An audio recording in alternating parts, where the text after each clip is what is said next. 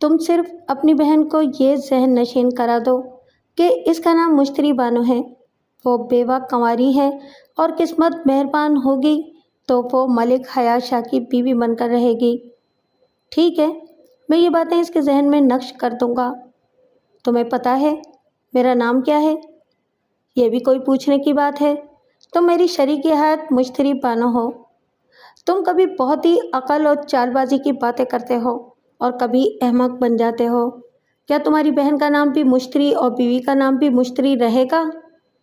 तुम मुझे चांद बीवी कह सकते हो। प्लीज़ ऐसा ना कहो। मैं तुम्हें अपनी बहन के नाम से मुखातिब नहीं करूँगा, मैं तुम्हें लैला कहूँगा। मुश्तरी ने तंजिया नज़रों से मुस्कुराकर देखा। मालदार बीवी 4 बरस के बाद भी, बल्कि 400 बरस के बाद भी लैला दिखाई देती है। इन दोनों ने इसी वक्त से चांद बीवी को ट्रेनिंग देना शुरू की।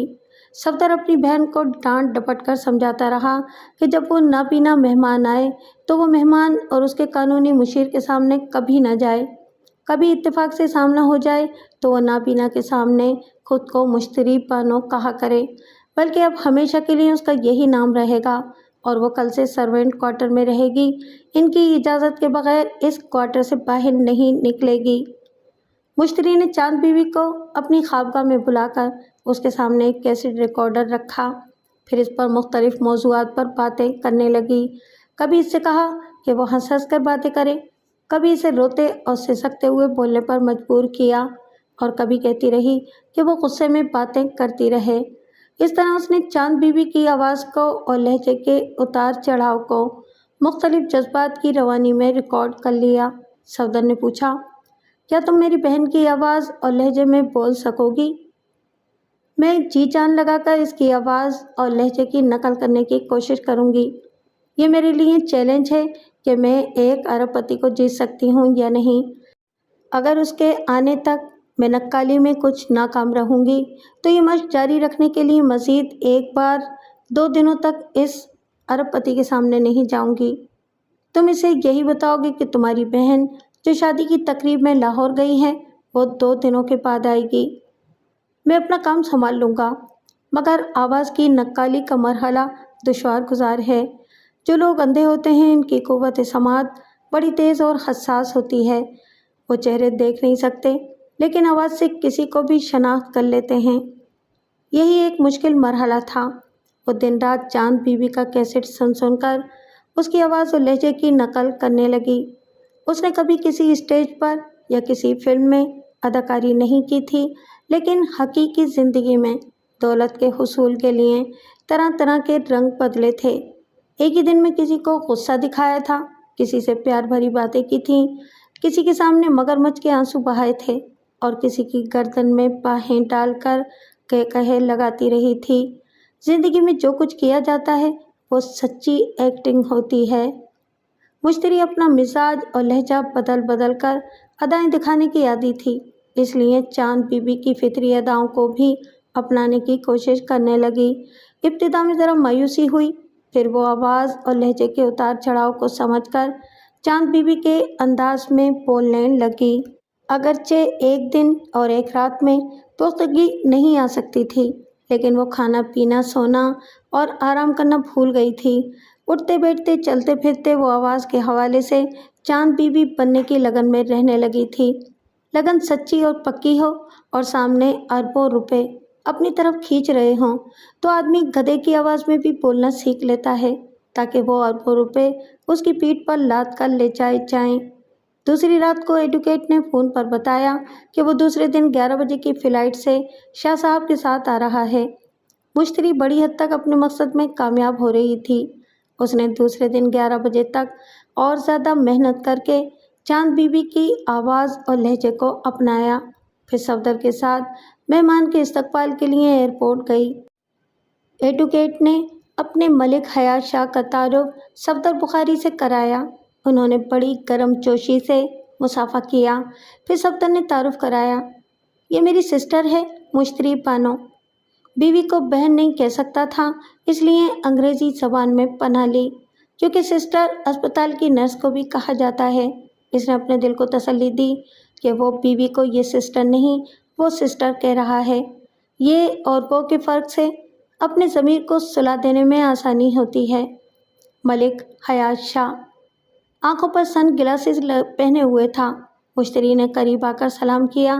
اس نے سلام کا جواب دیتے ہوئے ایک گہری سانس لیتے ہوئے کہا، مس مشتری، تم نے جو پرفیوم لگایا ہے وہ میرا سب سے پسندیدہ پرفیوم ہے۔ یہ تو بڑی خوشی کی بات ہے کہ ہمیں ایک ہی خوشبو پسند ہے۔ وہ خوش ہو کر بولی، یہ عجیب اتفاق ہے۔ ویسے اتفاقاً صرف دل سے دل نہیں ملتا بلکہ خوشبو سے خوشبو بھی ملتی ہے۔ تم شاعرانہ انداز میں بول رہی ہو۔ مجھے شاعری سے لگاؤ ہے۔ میں شعر تو نہیں کہتی مگر پڑھتی بہت ہوں اور جو پسند آ جائے اسے یاد کر لیتی ہوں۔ ملک حیات شاہ کے ایک ہاتھ میں سفید ہاتھی دانت کے دستے کی چھڑی تھی۔ وہ چھڑی ٹیک ٹیک کر اپنے قانونی مشیر کے سہارے چلتا ہوا مشتری کی کار تک آیا۔ وہ بولی، صفدر بھائی ڈرائیو کریں گے؟ میں ان کے ساتھ آگے بیٹھوں گی تو یہ نامناسب ہوگا کہ ہمارے مہمان پیچھے بیٹھیں، لہٰذا بھٹی صاحب آپ اگلی سیٹ پر آ جائیں۔ میں شاہ صاحب کو تنہائی کا احساس نہیں ہونے دوں گی۔ وہ پچھلی سیٹ پر شاہ صاحب کے پاس آ کر بیٹھ گئی۔ یہ اپنے ارب پتی مہمان کو اپنی ذات کے قریب لانے کی طرف پہلا قدم تھا۔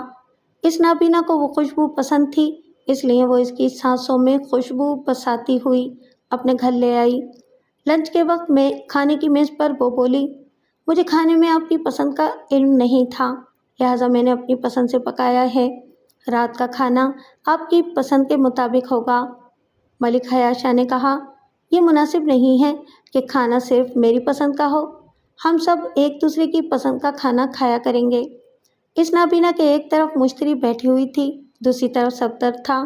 وہ کئی طرح کی ڈشیں اس نابینا کو پیش کر رہا تھا۔ وہ ہر ڈش کو چکھتا تھا اور کہتا تھا، سبحان اللہ، نہایت ہی لذیذ پکوان ہے۔ یہاں میں نے تم بھائی بہن کے علاوہ کسی تیسرے کی آواز نہیں سنی۔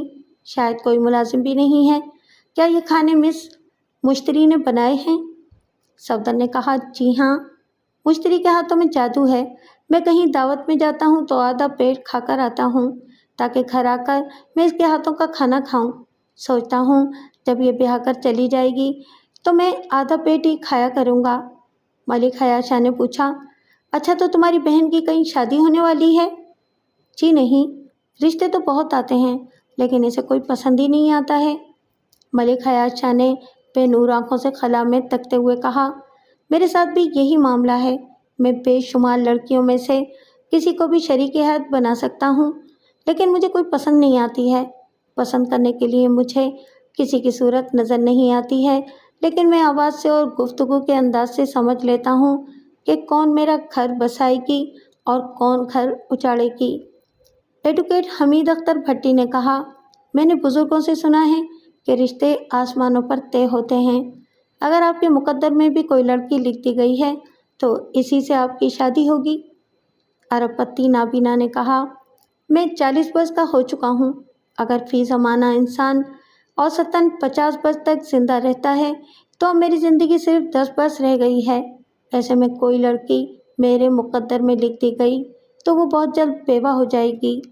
مشتری نے کہا، پلیز آپ ایسی مایوس کن باتیں نہ کریں۔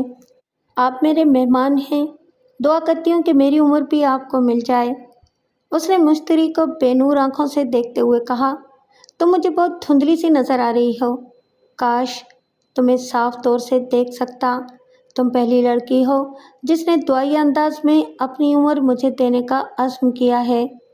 مشتری گفتگو کا ایسا انداز اختیار کر رہی تھی جو ان کے درمیان بے تکلفی پیدا کرتا جا رہا تھا۔ صفدر نے شام کی چائے کے دوران بتایا کہ وہ اپنی سسٹر کے ساتھ لاہور جا کر مستقل رہائش اختیار کرنا چاہتا ہے۔ ملک حیات شاہ نے کہا، میرے لیے یہ بہت بڑی خوشی کی بات ہے۔ وہاں میری 2 کوٹھیاں ہیں، ایک کوٹھی تم دونوں بہن بھائی کو دے دوں گا۔ سنا ہے کہ تم ویڈیو فلم کا بہت بڑا اسٹوڈیو قائم کرنا چاہتے ہو، اس کے لیے لاہور ہی مناسب رہے گا۔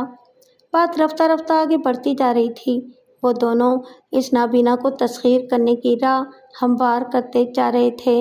رات کو کھانے کے بعد وہ اس کے کمرے میں آئی، پھر بولی، میں پوچھنے آئی ہوں کیا آپ صبح بیڈ ٹی لینا پسند کرتے ہیں؟ ملک حیات شاہ نے کہا، یہ انگریزوں کی عادت ہے۔ میں برش کرنے کے بعد کھاتا پیتا ہوں वैसे तुम इतना खिला रही हो कि तुम्हारे भाई की तरह मैं भी तुम्हारे ही हाथों के पकवान का मोहताज बनकर रह जाऊंगा। आप मेरी इतनी तारीफें ना करें वरना मैं मगरूर हो जाऊंगी। अच्छा मैं चलती हूँ। यहाँ मेरे सामान में एक ब्रीफ केस है, इसे खोलकर मुझे बताओ कि इसमें ज़मीन के तमाम अहम कागजात और 3 करोड़ की रसीद है या नहीं। मिस्टर भट्टी ने तो कहा था कि इसमें तमाम ज़रूरी कागजात रख दिए हैं, फिर भी मैं इत्मीनान करना चाहता हूँ। उसने ब्रीफ केस के लॉक नंबर बताए। इन नंबरों के मुताबिक मुश्तरी ने इसे खोलकर देखा। अंदर बहुत से कानूनी दस्तावेजात थे। सबसे ऊपर 3 करोड़ रुपए की अदायगी की रसीद एक कागज़ के साथ मुंसलिक थी। इस कागज़ पर बैंक के सबसे बड़े अफसर ने लिखा था कि ज़मीन के असल कागजात मिस्टर मलिक हयात शाह से वसूल करने के बाद इन्हें 30 करोड़ का चेक दे दिया जाए। मुश्तरी वो कागजात पढ़कर इस नाबीना को सुना रही थी और अंदर से उसका दिल तेज़ी से धड़क रहा था। उसने कभी 3 करोड़ रुपए एक साथ नहीं देखे थे। इन कागजात से ये तस्दीक भी हो रही थी कि वाकई इस नाबीना को इतनी बड़ी रकम मिलने वाली है। मलिक हयात शाह ने तमाम कागजात को सरसरी तौर पर सुनकर कहा, ठीक है, तमाम कागजात मौजूद हैं। एक बात बताओ, यहाँ कमरे में कोई मौजूद है? जी नहीं, सिर्फ मैं हूँ। मैं तुमसे कुछ कहना चाहता हूँ। प्लीज़ दरवाजे को अंदर से बंद कर दो। वो दरवाजे के पास गई, फिर इसे बंद करने के बाद आकर बोली, मैंने दरवाज़ा बंद कर दिया है। वो बोला, मैं आंखों से मजबूर हूँ। आंखों वाले भी सब कुछ देखते हुए हर एक पर भरोसा नहीं करते हैं। फिर मैं किसी पर पूरी तरह कैसे एतमाद कर सकता हूँ? आप दुरुस्त कहते हैं। पता नहीं क्यों मैं आपसे मुतासिर हो रही हूँ। अगर मैं किसी तरह थोड़ा बहुत आपका एतमाद हासिल कर सकती हूँ और किसी काम आ सकती हूँ तो मुझे बताएं। मैंने यही कहने के लिए दरवाज़ा बंद कराया है। दरअसल मैं अपने कानूनी मुशीर पर भी ज़्यादा भरोसा नहीं करता हूँ। इसकी वजह फिर किसी वक्त बताऊँगा। फ़िलहाल ये चाहता हूँ कि जब मैं बैंक के काम से जाऊँ तो तुम मेरी आंखें बंद कर मेरे साथ रहो और वहाँ लिखने पढ़ने का जो काम होता रहे इसे तवज्जो से देखती रहो। अगरचे कानूनी मुशीर तुम्हारी मौजूदगी पसंद नहीं करेगा, लेकिन तुम इसकी परवाह न करना। क्या तुम मेरा साथ दे सकोगी? ये तो मेरी खुशनसीबी है कि आप कानूनी मुशीर के मुकाबले में मुझ पर ज़्यादा एतमाद कर रहे हैं। मैं भट्टी साहब जैसे लोगों की परवाह नहीं करती। बहरहाल मैं हर मुश्किल में आपका साथ देती रहूँगी। बाखुदा तुम्हारी बातों में बड़ी अपनाइयत है। मुझे यूँ लग रहा है कि बरसों की तन्हाई के बाद मेरा कोई अपना मुझे मिल गया है। मैं कोशिश करूँगी कि आप आइंदा खुद को तन्हा ना समझें। मैं जा रही हूँ, वरना सफदर भाई मुझसे तरह तरह के सवालात करेंगे। उसने आखिरी फिक्रे से जाहिर कर दिया कि वो भाई से भी छुपकर मिलने आई थी। ऐसा कहने से अगले के दिल में रोमांस की गुदगुदी शुरू होती है। वो दरवाज़ा खोलकर चली गई। ये बात इत्मीनान बख्श थी कि वो कानूनी मुशीर बहुत ज़्यादा अहम और काबिल एतमाद नहीं था। इसके मुकाबले में वो इस नाबीना का एतमाद हासिल कर रही थी। दूसरे दिन वो इसके साथ बैंक गई। सफदर और हमीद अख्तर भट्टी भी इनके साथ थे। बैंक में 3 करोड़ रुपए की अदायगी के सिलसिले में जो कार्रवाई होती रही उससे मुश्तरी और सफदर बुखारी मुतासिर होते रहे और मलिक हयात शाह की शख्सियत से भी मरूब होते रहे। मुतासिर और मरूब होने की बात ही थी क्योंकि वहाँ कोई झूठ या फराड नहीं था। सारी कार्रवाइयाँ अदालती कागजात और बहुत बड़े बैंक के कवायद व ज़वाबित के मुताबिक ही हो रही थीं। फिर बैंक के चंद बड़े अफसरान मलिक हयात शाह से जिस तरह इज्जत व एहतराम से पेश आ रहे थे, इससे भी साबित हो रहा था कि वो अरबपति लाहौर से कराची तक मारूफ और मोहतरम है। मुश्तरी की ज़िंदगी में पहले कभी इतना बड़ा सैयारचा नहीं आया था। इतना बड़ा शिकार खेलते वक्त वो कुछ घबरा सी रही थी। जब बैंक से 3 करोड़ रुपए का चेक जारी हुआ और वो लाहौर के बैंक अकाउंट में ट्रांसफ़र किया जाने लगा तो वो सहरज़दा सी हो गई। वो बेनूर आंखों वाला उसके हवास पर छा गया था। सफदर ने प्लानिंग के मुताबिक कहा, मुश्तरी, मैं एस्टेट एजेंट के पास जा रहा हूँ। इसे कह दूँगा कि वो हमारे वीडियो स्टूडियो के लिए ज़मीन तलाश ना करे। हम ये कारोबार लाहौर में करेंगे। उसने कहा, ठीक है, आप जाएं। मैं शाह साहब और भट्टी साहब के साथ घर चली जाऊंगी। हमीद अख्तर भट्टी ने कहा, यहाँ के एडवोकेट और सिटी कोर्ट के जज मेरे दोस्त हैं। میں ان سے ملاقات کرنے جا رہا ہوں۔ آج رات کا کھانا کھانے کے بعد ہی آؤں گا۔ یوں بات بن گئی۔ بینک سے واپسی میں وہ ملک حیات شاہ کے ساتھ تنہا تھی۔ کار ڈرائیو کرتے ہوئے کہہ رہی تھی، 2 گھنٹے تک بینک کے اندر گھٹن محسوس ہوتی رہی۔ کیا خیال ہے سمندر کے ساحل پر تازہ ہوا کھائی جائے؟ آج موسم بھی اچھا ہے۔ یہ تم میرے دل کی بات کہہ رہی ہو۔ جب مسٹر بھٹی اور تمہارے بھائی چلے گئے تو مجھے یوں لگا جیسے قدرت نے ہمیں تنہا ایک ساتھ رہنے کا یہ موقع فراہم کیا ہے۔ وہ بولی، جب سے ہماری ملاقات ہوئی ہے تب سے میں آپ کی باتوں اور آپ کے حسن سلوک سے محسوس کر رہی ہوں کہ آپ مجھ پر نہ جانے کیوں اعتماد کر رہے ہیں، مجھے اپنا سمجھ رہے ہیں اور میرے ساتھ زیادہ وقت گزارنا چاہتے ہیں۔ ہاں، زیادہ وقت گزارنا چاہتا ہوں۔ تم اپنے زیادہ وقت کو میرے لیے اور کس قدر زیادہ کر سکتی ہو؟ آپ جتنا چاہیں گے اتنا ہی وقت دوں گی۔ اگر میری آنکھیں ہوتیں تو میں تم سے کبھی نہ ختم ہونے والا وقت مانگتا، لیکن میں اپنی اندھیری دنیا میں۔ وہ بات کاٹ کر بولی، پلیز آپ ایسی باتیں نہ کریں۔ آپ دوسری تمام آنکھوں والوں سے افضل و بہتر ہیں۔ اگر آپ صرف آنکھوں کی کمی محسوس کر رہے ہیں تو میں آپ کی آنکھیں بن جاؤں گی۔ وہ خوشی سے مشتری کی طرف مڑ گیا، پھر بولا، تم بول رہی ہو، میں سن رہا ہوں، پھر بھی یقین نہیں آ رہا ہے کہ تم مجھے اس قدر خوش نصیب بنا رہی ہو۔ آج میں نے 3 کروڑ روپے حاصل کیے ہیں۔ تمہیں پا لینے کی خوشی میں یہ رقم کچھ بھی نہیں ہے۔ اس وقت میری سب سے بڑی خواہش ہے کہ تھوڑی دیر کے لیے ہی صحیح میں تمہیں ایک نظر دیکھ لوں۔ میں آپ کی یہ خواہش پوری کروں گی۔ لاہور آؤں گی تو آئی بینک سے آپ کو آنکھوں کی روشنی دلاؤں گی۔ پہلے میں سوچتا تھا کہ یہ دنیا اندھیری ہی اچھی ہے، یہاں دیکھنے کے لیے کچھ نہیں ہے، اس لیے میں دوسرے اندھوں کو آنکھوں کی روشنی دلا کر نیکی کرتا تھا اور بڑی روحانی مسرتیں حاصل کرتا تھا۔ اب میں تمہیں دیکھنے کے لیے نئی آنکھیں حاصل کروں گا۔ میں چاہوں گی کہ آپ صفدر بھائی سے میرے لیے بات کریں۔ وہ پریشان ہو کر بولا، میں اس سلسلے میں زبان کھولوں گا تو وہ میری اندھی آنکھوں کو دیکھیں گے۔ جب مجھے منظور ہے تو وہ اعتراض نہیں کریں گے۔ میں گھر جاتے ہی ایک پرچی ان کے نام لکھوں گی کہ ہم نے ایک دوسرے کو پسند کر لیا ہے۔ آپ میرا رشتہ مانگنے والے ہیں، لہٰذا وہ اعتراض نہ کریں۔ آپ رات کو کھانے کے بعد ان سے بات کریں۔ ضرور کروں گا۔ جب تم پہلے سے راستہ ہموار کرو گی تو میں بڑے حوصلے سے تمہیں اپنے لیے مانگ لوں گا۔ اس نے سمندر کے ساحل پر کار روک دی، پھر کہا، آپ باہر آ جائیں، بڑی اچھی ٹھنڈی ہوائیں چل رہی ہیں۔ وہ بولا، کار کی کھلی ہوئی کھڑکیوں سے ٹھنڈی ہوائیں آ رہی ہیں، تم میرے پاس بیٹھو، میں کچھ ضروری باتیں کرنا چاہتا ہوں۔ اس نے دونوں طرف کے دروازے کھول دیے تاکہ تازہ ہوا آتی رہے اور پھر کہا، آپ فرمائیں، میں سن رہی ہوں۔ میں تمہارا بھرپور اعتماد حاصل کرنا چاہتا ہوں، لہٰذا ہمیں ایک دوسرے کے اندرونی حالات کو اچھی طرح سمجھ لینا چاہیے، ایک دوسرے سے کوئی راز چھپانا نہیں چاہیے۔ وہ بولی، میں نے ایک سیدھی سادی آئینے کی طرح صاف و شفاف زندگی گزاری ہے۔ میں نے بھائی کے اعتماد کو ٹھیس نہیں پہنچائی۔ زندگی میں پہلی بار ان سے چھپ کر ان کی لا علمی میں کل رات آپ سے ملنے آئی تھی اور اب یہاں سمندر کے کنارے ہوں۔ آپ خود میرے چال چلن کا اعتراف کریں گے کہ آپ سے گہری اپنائیت رکھنے کے باوجود میں نے آپ کے اور اپنے درمیان ایک فاصلہ رکھا ہے اور یہ فاصلہ شادی تک قائم رہے گا۔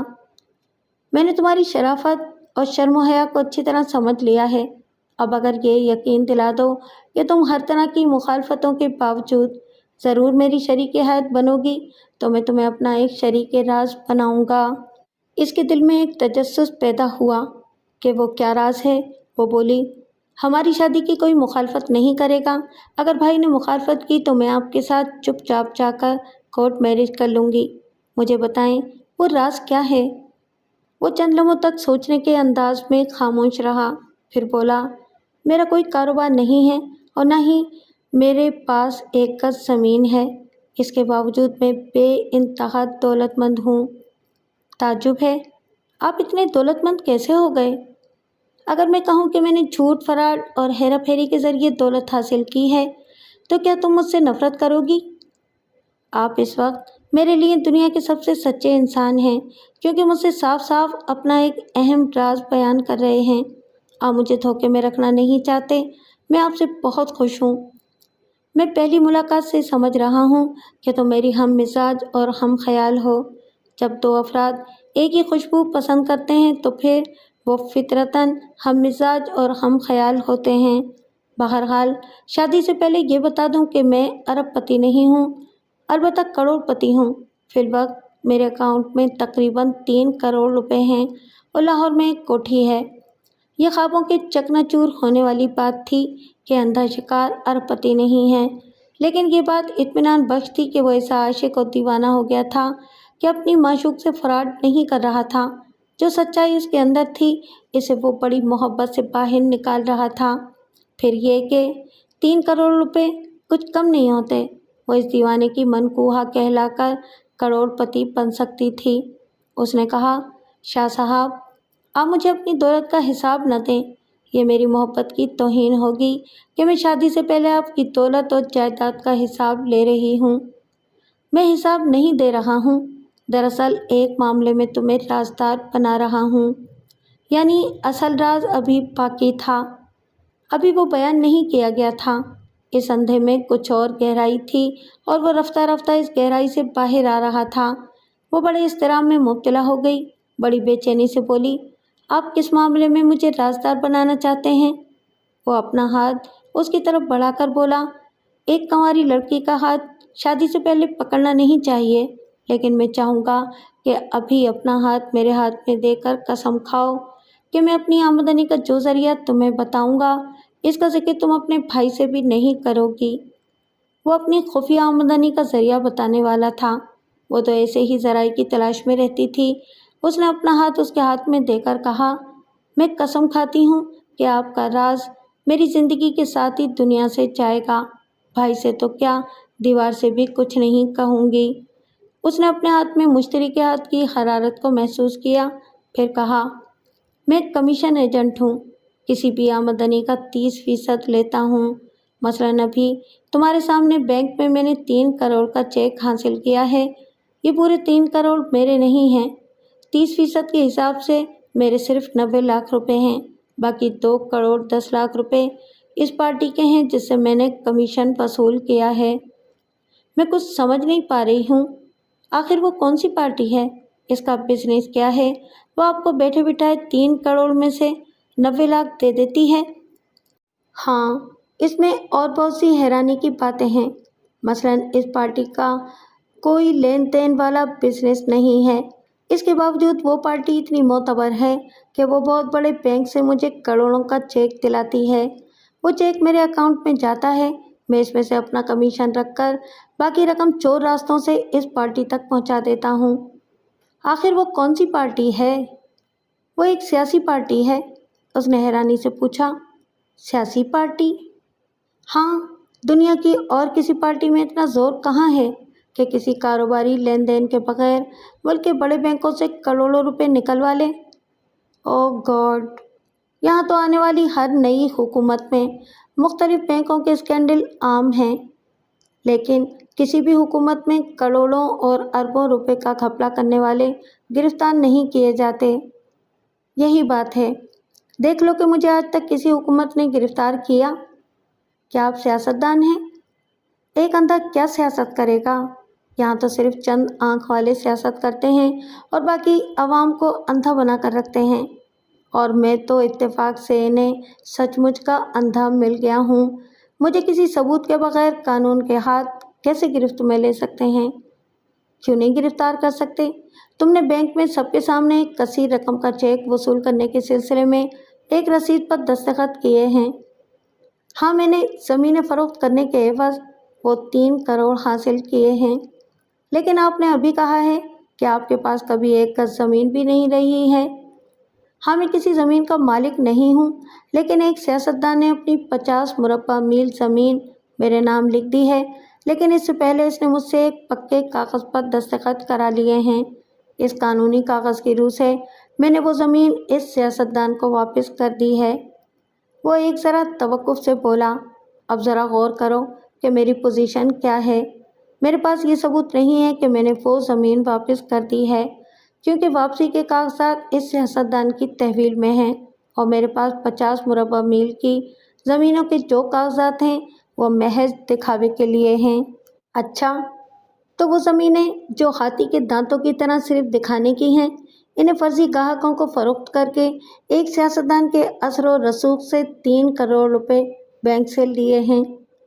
ہاں، مگر میں نے ان زمینوں کے عوض رقم نہیں لی ہے، جنہیں سیاستدان نے صرف دکھاوے کے لیے میرے نام کر رکھا ہے۔ اگر میں ان زمینوں کے عوض رقم لوں گا تو کسی نہ کسی دن قانون کی گرفت میں آ جاؤں گا۔ تو پھر آپ نے کیا کیا ہے؟ میں اندھا کیا کر سکتا ہوں؟ سب اس سیاستدان نے کیا ہے۔ ایک پٹواری کو بھاری رقم دے کر فرضی زمینوں اور ان کے فرضی خریداروں کے کاغذات تیار کرائے تھے۔ وہ فرضی زمین فرضی خریداروں نے 3 کروڑ میں خریدی ہے۔ اگر کبھی فراڈ کھلے گا کہ فروخت کے کاغذات پر نہ کوئی ویسی زمین ہے اور نہ ہی کوئی خریدار ہیں جن کے دستخط کاغذات پر ہیں، تو میں گرفت میں نہیں آؤں گا، کیونکہ میں تو اندھا ہوں۔ کاغذات کی لکھا پڑھی کرنے والوں نے اور جعلی دستخط کرنے والوں نے میرے اندھے پن سے فائدہ اٹھا کر مجھے دھوکہ دیا ہے۔ لیکن آپ نے 3 کروڑ کا چیک وصول کیا ہے۔ میں تمہیں ساتھ لے گیا تھا تاکہ تمہیں معلوم ہو کہ آنکھ والوں کو کیسے اندھا بنایا جاتا ہے۔ جن فرضی خریداروں نے زمینیں خریدی تھیں، ان کے جعلی ناموں سے اکاؤنٹ کھولے گئے۔ ان سب کے مجموعی اکاؤنٹ کی رقم 3 کروڑ روپے تھی، لیکن ایک دن پہلے وہ 3 کروڑ نکال لیے گئے تھے اور بینک رجسٹر میں رقم نکالے جانے کی انٹری نہیں ہوئی تھی۔ انٹری کرتے وقت اکاؤنٹنٹ کو بتایا ہی نہیں گیا۔ اب اگر فراڈ کا علم ہوگا تو وہ بیچارہ اکاؤنٹنٹ پکڑا جائے گا۔ اس سے پوچھا جائے گا کہ جن چیکوں کے ذریعے 3 کروڑ نکالے گئے، ان کے چیک نمبر اور نکالی جانے والی رقمیں رجسٹر میں درج کیوں نہیں کی گئی تھیں۔ ایسا نہ کرنے کے باعث رجسٹر سے یہی ثابت ہوا کہ وہ 3 کروڑ نکالے نہیں گئے ہیں، اور یوں بینک والوں نے دھوکہ کھا کر مجھے 3 کروڑ کا چیک دے دیا ہے۔ مشتری نے کہا، یہ فراڈ سمجھ میں آ رہا ہے، مگر بڑا ہی پیچیدہ فراڈ ہے۔ فریب جتنا پیچیدہ ہوتا ہے اتنا ہی زیادہ فائدہ حاصل ہوتا ہے۔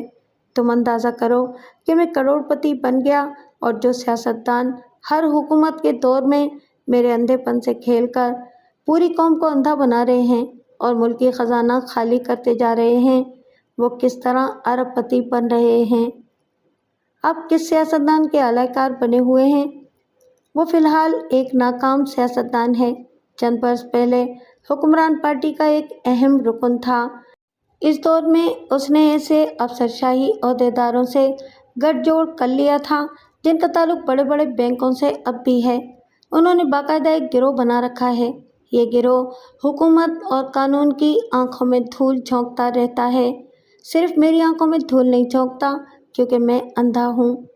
مشتری اخبارات میں پڑھتی تھی کہ قومی خزانے سے لاکھوں کروڑوں اور اربوں روپے مختلف ہیلے بہانوں سے حاصل کیے جاتے ہیں، پھر وہ روپے قومی خزانے میں واپس نہیں لائے جاتے، اور اتنی بڑی رقمیں اکثر قرضوں کی صورت میں حاصل کی جاتی ہیں۔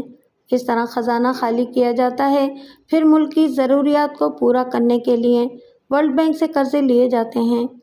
اس کھلی حقیقت کو سمجھنا چاہیے کہ جہاں کشش ہوگی وہاں تباہی ہوگی۔ ایک چیز اپنی کشش سے دوسری چیز کو کھینچتی ہے تو وہ چیز اس سے آ کر ٹکرا جاتی ہے، اور دونوں آپس میں ٹکرانے والے ٹوٹتے پھوٹتے ہیں۔ پھر جب یہ کشش ماند پڑتی ہے تو کیا ہوتا ہے؟ مشتری کے پاس جو خزانہ بینک بیلنس تھا وہ ملک حیات شاہ کروڑ پتی کے مقابلے میں اتنا کم تھا کہ مشتری کی کشش ماند پڑ گئی تھی، اور اس نابینا کی کشش بے انتہا شدید ہو گئی تھی۔ اور یہ تو پاکستان کی تاریخی سچائی ہے کہ جب بھی ملکی خزانہ خالی ہوتا ہے تو پاکستان کی کشش کم اور ورلڈ بینک کی کشش بے انتہا زیادہ ہو جاتی ہے۔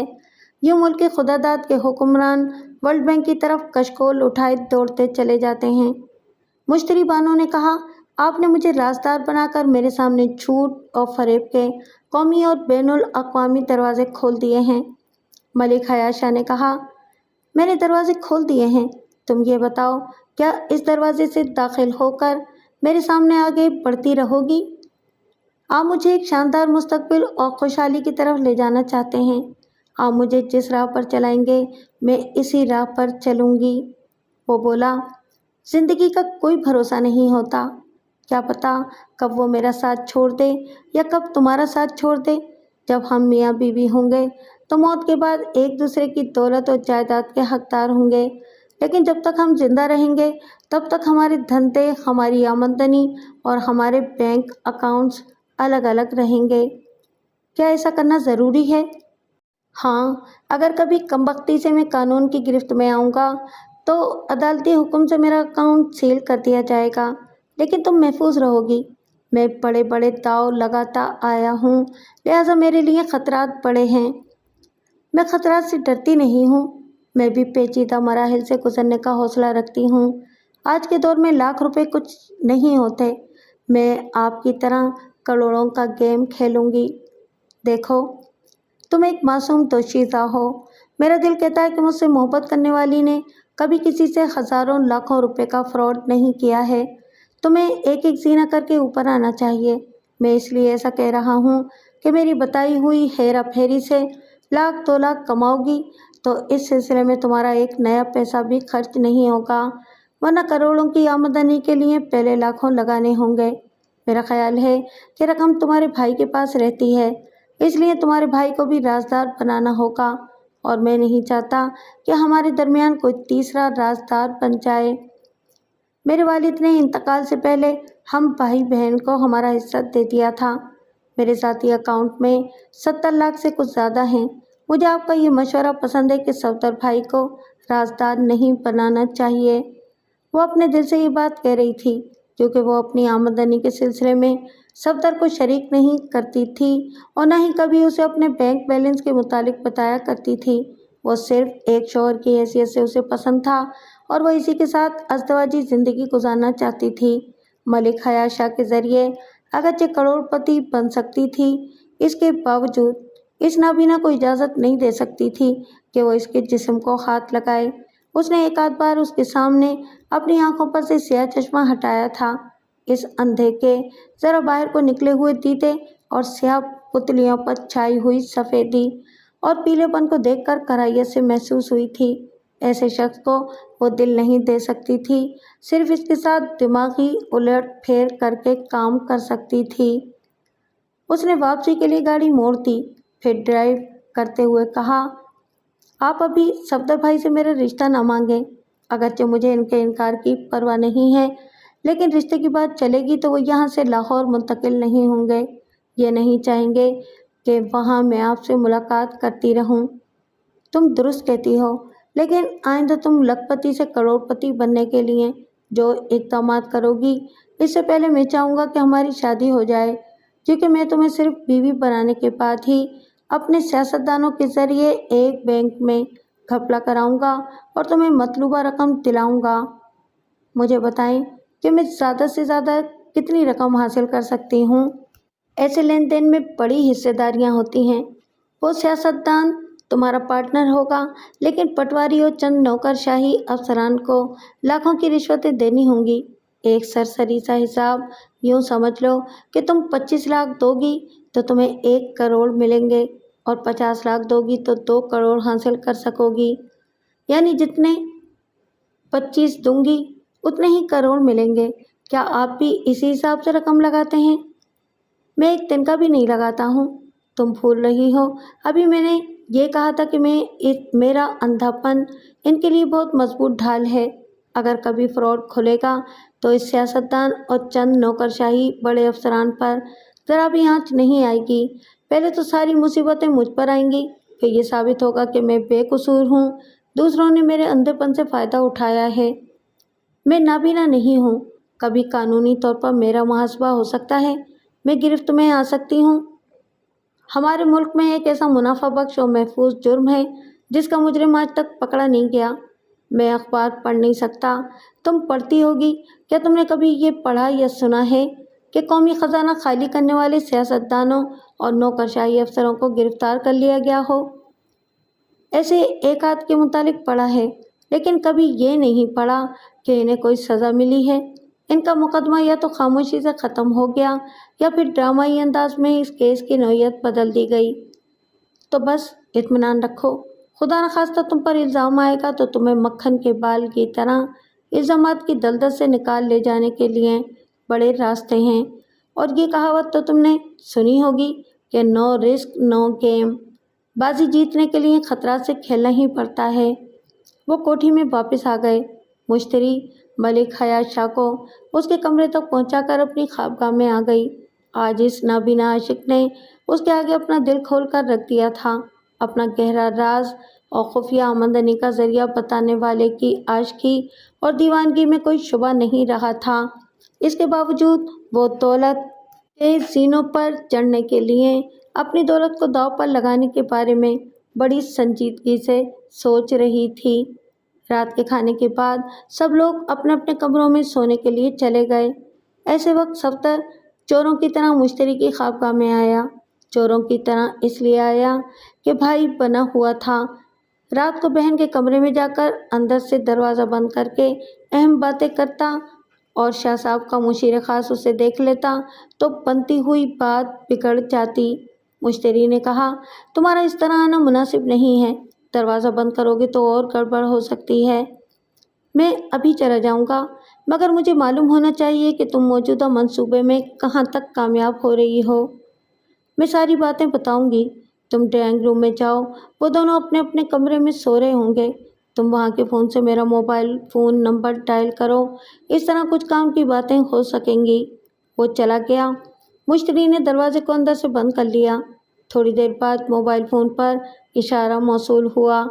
उसने फ़ोन को उठाया, फिर बटन दबाकर इसे ऑन किया। सफदर की आवाज़ सुनाई दी, हेलो, मैं बोल रहा हूँ। इसका मुशीर ख़ास कह रहा था कि वो दोनों आज कल शाम तक लाहौर चले जाएंगे, जबकि वो 1 या 2 माह रहने के लिए पड़ोस की कोठी खरीदने वाले थे। इससे अंदाज़ा हो रहा है कि तुम नाकाम हो गई हो। ऐसी कोई बात नहीं है। वो 1 या 2 माह यहाँ रहकर दूसरे मामलात में मसरूफ़ रहना चाहता था, लेकिन मुझ पर पूरी तरह मर मिटा है। जल्द से जल्द शादी करना चाहता है, इसलिए जल्दी लाहौर जा रहा है।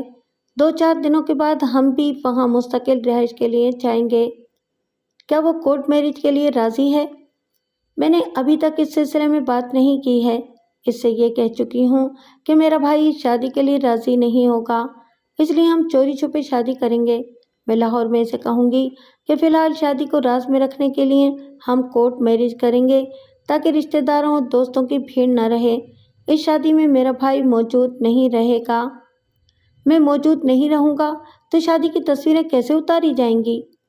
तुम ठीक कोर्ट मैरिज के वक्त कैमरा लेकर आओगे और हमसे कहोगे कि तुम छुपकर हमारी मसरूफियात के मुतालिक मालूम करते रहते थे।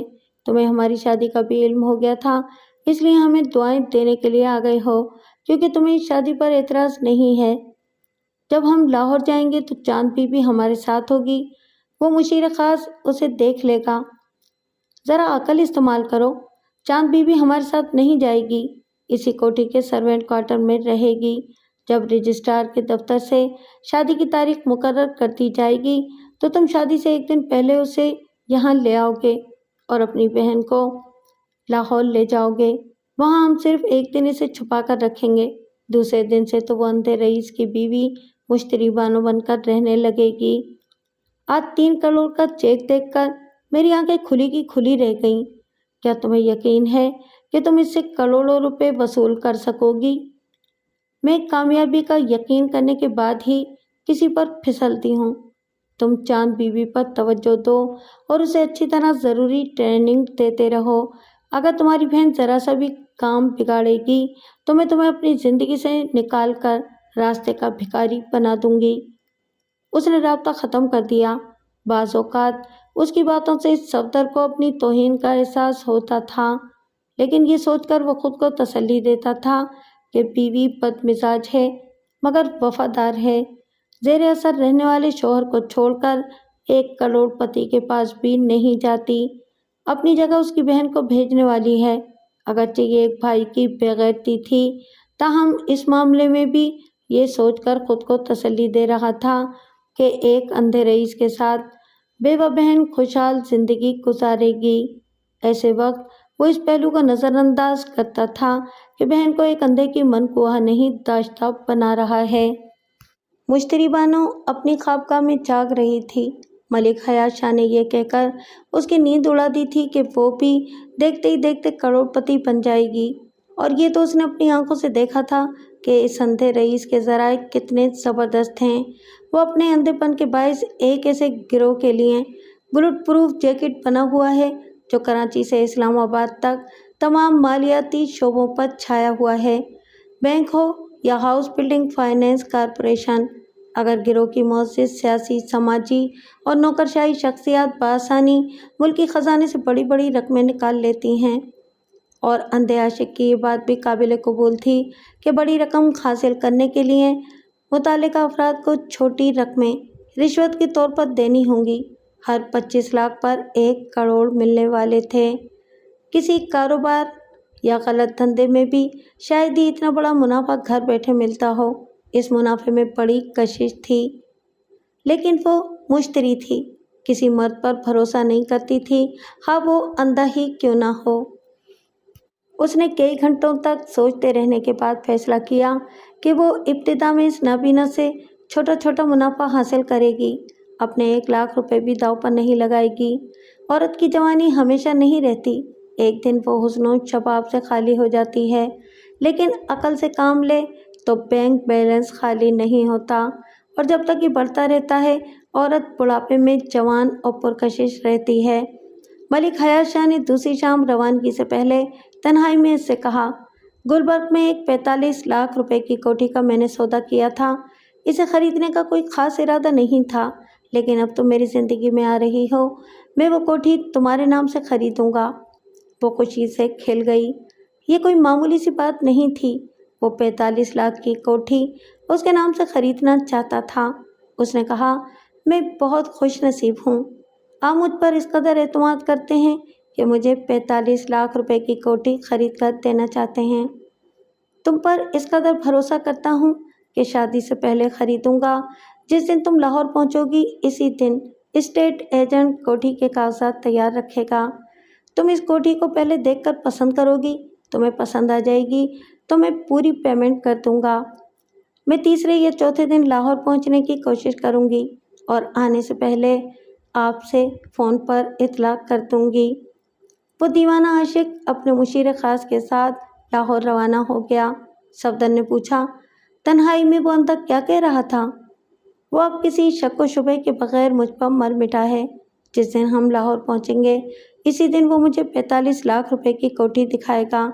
मैं वो कोठी पसंद करूंगी तो पूरी रकम की अदायगी करके उसे मेरे नाम कर देगा। फिर तो वाकई तुम बहुत लंबा हाथ मार रही हो। इस हिसाब से तुम इससे तकरीबन निस्फ करोड़ हासिल कर लोगी। जब तक खजाना हाथ ना आए, वो ख्वाब के आलम में रहता है।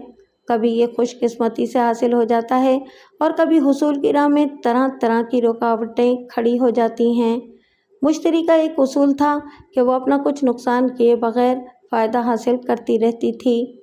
वो फ़ायदा किसी वजह से हासिल ना हो तो इसे दुख नहीं होता था। 3 दिनों के बाद वो लाहौर पहुंची तो ख्वाब पूरा हो गया। इसे कोठी पसंद आई।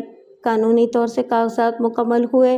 मलिक हयात शाह ने पूरी रकम की अदायगी की और इस कोठी की चाबियां मुश्तरी के हवाले कर दी गईं। वो चाबी देते हुए बोला, तुम इस नई कोठी में दुल्हन बनोगी। हम अपनी अज़दवाजी ज़िंदगी की पहली रात वहीं गुजारेंगे। मैं चाहती हूँ कि हम भाई सफदर को बताए बगैर पहले चुपचाप कोर्ट मैरिज कर लें, फिर कुछ दिनों के बाद शादी का ऐलान करेंगे। तुम जो चाहोगी वही होगा। मेरा कानूनी मुशीर हमीद अख्तर भट्टी कोर्ट मैरिज के तमाम इंतज़ामात कर देगा। दीवाना वही कर रहा था जो वो चाहती थी। कोर्ट मैरिज के इंतज़ामात हो गए। शादी की तारीख मुकर्रर हो गई। मंसूबे के मुताबिक सफदर एक दिन पहले कराची आ गया। फिर शाम को फ्लाइट से बहन को लेकर वापस आ गया। वो इस नई कोठी में क़याम कर रहे थे। सफदर ने इसके पीछे एक सर्वेंट क्वार्टर को फ़ोटोग्राफी के लिए डार्क रूम बनाया था। दूसरे क्वार्टर में बहन को छुपा कर रखा था। इसने मुश्तरी से कहा, हमारा हर काम प्लानिंग के मुताबिक हो रहा है, लेकिन तुम्हारे लिए एक बुरी खबर है। मुश्तरी ने इसे सवालिया नज़रों से देखा, फिर नागवारी से कहा, सस्पेंस पैदा न करो, फ़ौरन बताओ वो बुरी खबर क्या है? जिस बैंक में तुम्हारा अकाउंट और लॉकर है, वहाँ परसों डाका पड़ा था। डाकू 22 लाख रुपए लूट कर ले गए हैं। وہ بولی، یہ بری خبر میرے لیے کیسے ہو گئی؟ بینک میں ڈاکہ پڑنے کا مطلب یہ نہیں ہے کہ وہاں کے تمام اکاؤنٹ ہولڈر کی رقمیں ماری گئی ہیں۔ یہ ڈاکوؤں اور بینک کا معاملہ ہے۔ بے شک تمہاری اور تمام اکاؤنٹ ہولڈر کی رقمیں بینک والے ادا کرتے رہیں گے، لیکن تم آگے بھی تو سنو۔ ڈاکوؤں نے اس بینک کے تمام لاکرز توڑے ہیں اور ان تمام لاکرز میں جتنے ہیرے جواہرات، سونے کے زیورات اور اہم دستاویزات وغیرہ تھیں وہ سب سمیٹ کر لے گئے ہیں۔ تمہارا لاکر بھی خالی پڑا ہے۔ مشتری زندگی میں پہلی بار چکرا سی گئی۔ یہ سب کچھ سن کر بھی اسے یقین نہیں آ رہا تھا۔ اس نے پوچھا، تمہیں ڈاکے کی اطلاع کیسے ملی؟ کیا تم بینک گئے تھے؟ کل میں کراچی پہنچا تو تمہاری سہیلی کے شوہر نے فون کیا تھا اور مجھے بینک بلایا تھا۔ میں نے وہاں جا کر یہ تمام معلومات حاصل کی ہیں۔ مشتری نے فوراً ہی موبائل فون کے ذریعے اپنی سہیلی سے رابطہ کیا اور پھر پوچھا، کیا واقعی بینک میں ڈاکہ پڑا ہے؟ تمہارے میاں کہاں ہیں؟ ان سے بات کراؤ۔ سہیلی کے بینک مینیجر شوہر نے اس سے فون پر بات کی اور اسے ڈاکے کی تفصیلات بتائیں۔ وہ بولی، میرے لاکر میں بہت سے اہم کاغذات تھے۔ ڈاکو ان کاغذات کا کیا کریں گے؟ انہیں پھینک کر گئے ہوں گے۔ جواب ملا، وہ سب اجلت میں تھے، جو ہاتھ آیا سمیٹ کر لے گئے۔ جو چیزیں ان کے مطلب کی نہیں ہوں گی انہیں وہ بعد میں ضائع کر دیں گے۔ ویسے بینک کے کسی لاکر میں کچھ نہیں رہا ہے۔ مشتری جھاگ کی طرح بیٹھ گئی، فون کو آف کر کے سوچ میں پڑ گئی۔ اس نے کئی جنات جیسے مردوں کی جانیں اس لاکر میں بند کر رکھی تھیں۔ کتنے ہی منشیات فروشوں، قاتلوں اور مختلف نوعیت کے جرائم کرنے والوں کے تحریری ثبوت اور تصاویر اس لاکر میں چھپا کر رکھی تھیں۔ ان میں صفدر بخاری کی تحریر اور تصاویر بھی تھیں، جن کی وجہ سے وہ اس کا غلام بنا ہوا تھا۔ اس نے کنکھیوں سے دیکھا، صفدر حسب معمول اس کے سامنے والے صوفے پر سر جھکائے بیٹھا تھا۔ اب وہ غلام نہیں رہا تھا۔ اسے لاکر کے پنجرے سے اڑ کر نکل کر پرواز کرنے کی آزادی مل گئی تھی۔ اس کے باوجود اس کی سراپا تابعداری کہہ رہی تھی، اتنے مانو سیاح سے ہو گئے، اب رہائی ملے گی تو مر جائیں گے۔ مشتری نے دل ہی دل میں اس کی تابعداری کا تجزیہ کیا تو یہ بات سمجھ میں آئی کہ وہ ہڈ حرام ہے، اس کی دولت پر عیش کر رہا ہے اور یہ دیکھ رہا ہے کہ بیوی کروڑوں روپیہ کمانے والی ہے اور یہ ساری دولت بیوی کی موت کے بعد اسے ہی ملے گی۔ اب یہ ممکن تھا کہ وہ کسی موقع پر اسے قتل کرتا اور اس قتل کو اس کی حادثاتی موت بنا دیتا۔ وہ اس سے فوراً ہی پیچھا نہیں چھڑا سکتی تھی، کیونکہ ایک شوہر اور تابعدار کی حیثیت سے وہ اس کے بہت سے اہم رازوں سے واقف تھا۔ اگر ملک حیات شاہ کے سامنے یہ بھید کھول دیتا کہ وہ بھائی نہیں شوہر ہے تو تمام بنا بنایا کھیل بگڑ جاتا، کروڑوں روپے خواب بن جاتے۔ اسلام آباد تک رسائی حاصل کرنے والا اندھا اس سے 45 لاکھ کی کوٹھی بھی چھین لیتا۔ ویسے ان حالات میں وہ بڑے صبر و تحمل سے کام لیتی تھی اور مناسب وقت کا انتظار کرتی تھی۔ دوسرے دن وہ ملک حیات شاہ اور اس کے قانونی مشیر کے ساتھ کورٹ میرج کے لیے گئی تو صفدر بخاری پلاننگ کے مطابق پہلے سے موجود تھا۔ ایڈوکیٹ حمید اختر بھٹی اسے دیکھ کر حیران اور پریشان ہوا اور شاہ صاحب کو بتایا کہ دلہن کا بھائی پہلے سے موجود ہے۔ صفدر نے کہا، ملک صاحب، میں نادان نہیں ہوں، آپ کے ارادوں کو بہت پہلے سے سمجھتا آ رہا ہوں۔ یہ مانتا ہوں کہ آپ میری بہن کو دل و جان سے چاہتے ہیں اور اسے ہمیشہ خوش رکھیں گے۔ بہرحال جو ہو رہا ہے وہ اچھا ہی ہو رہا ہے، مجھے اس شادی پر اعتراض نہیں ہے۔ ملک حیات شاہ نے اس کا شکریہ ادا کیا۔ پھر یہ شادی ہو گئی۔ صفدر نے کورٹ میرج کے تمام اہم مواقع کی تصاویر اتار لیں۔ پھر یہ طے پایا کہ وہ نابینا دولہا رات کو اپنی دلہن کی کوٹھی میں آئے گا۔ مشتری اور صفدر کوٹھی میں آئے، پھر چاند بیوی کو اپنے پاس بٹھا کر ایک ایک بات سمجھائی، حتیٰ کہ اس سے دلہن بننے کی ریہرسل بھی کرائی۔ مشتری نے سمجھایا، دیکھو، دلہن بن کر خاموش رہنا، وہ سمجھے گا کہ تم شرما رہی ہو۔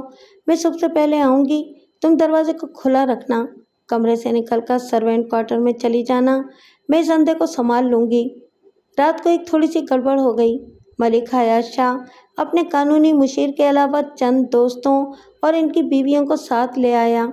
صفدر سے بولا، میں نے سوچا کہ جب تمہیں شادی کی اجازت دے دی ہے तो अब इस शादी को राज में ना रखा जाए। ये मेरे चंद खास दोस्त हैं, मैंने इन्हें दुल्हन लाने की इतला दी तो ये सब दुल्हन को देखने और तोहफे देने के लिए आ गए हैं। आदमी जैसे मंसूबे बनाता है, इन पर बिल्कुल वैसे ही अमल नहीं होता। बदलते हुए हालात के तहत इन मंसूबों पर अमल करने का तरीक़ाकार भी कुछ बदल जाता है। मुश्तरी हालात से समझौता कर रही थी। नाबीना शौहर के दोस्त और इनकी बेगमात इसे देखने आईं, ऐसे तोहफे पेश किए और फिर कुछ देर इसके अतराफ हंसते बोलते रहने के बाद चले गए। जब वो सब रुखसत हो रहे थे तभी सफदर चांद बीबी को सुहाग के कमरे में ले आया, क्योंकि मेहमानों के जाते ही वो अंधा शौहर वहाँ आने वाला था। वो दोनों चांद बीबी को सुहाग की सेज पर बिठाकर सर्वेंट क्वार्टर में आ गए। मसरूफियात के बाइस कोर्ट मैरिज की उतारी हुई तस्वीर को डेवलप और प्रिंट करने का मौका नहीं मिला था।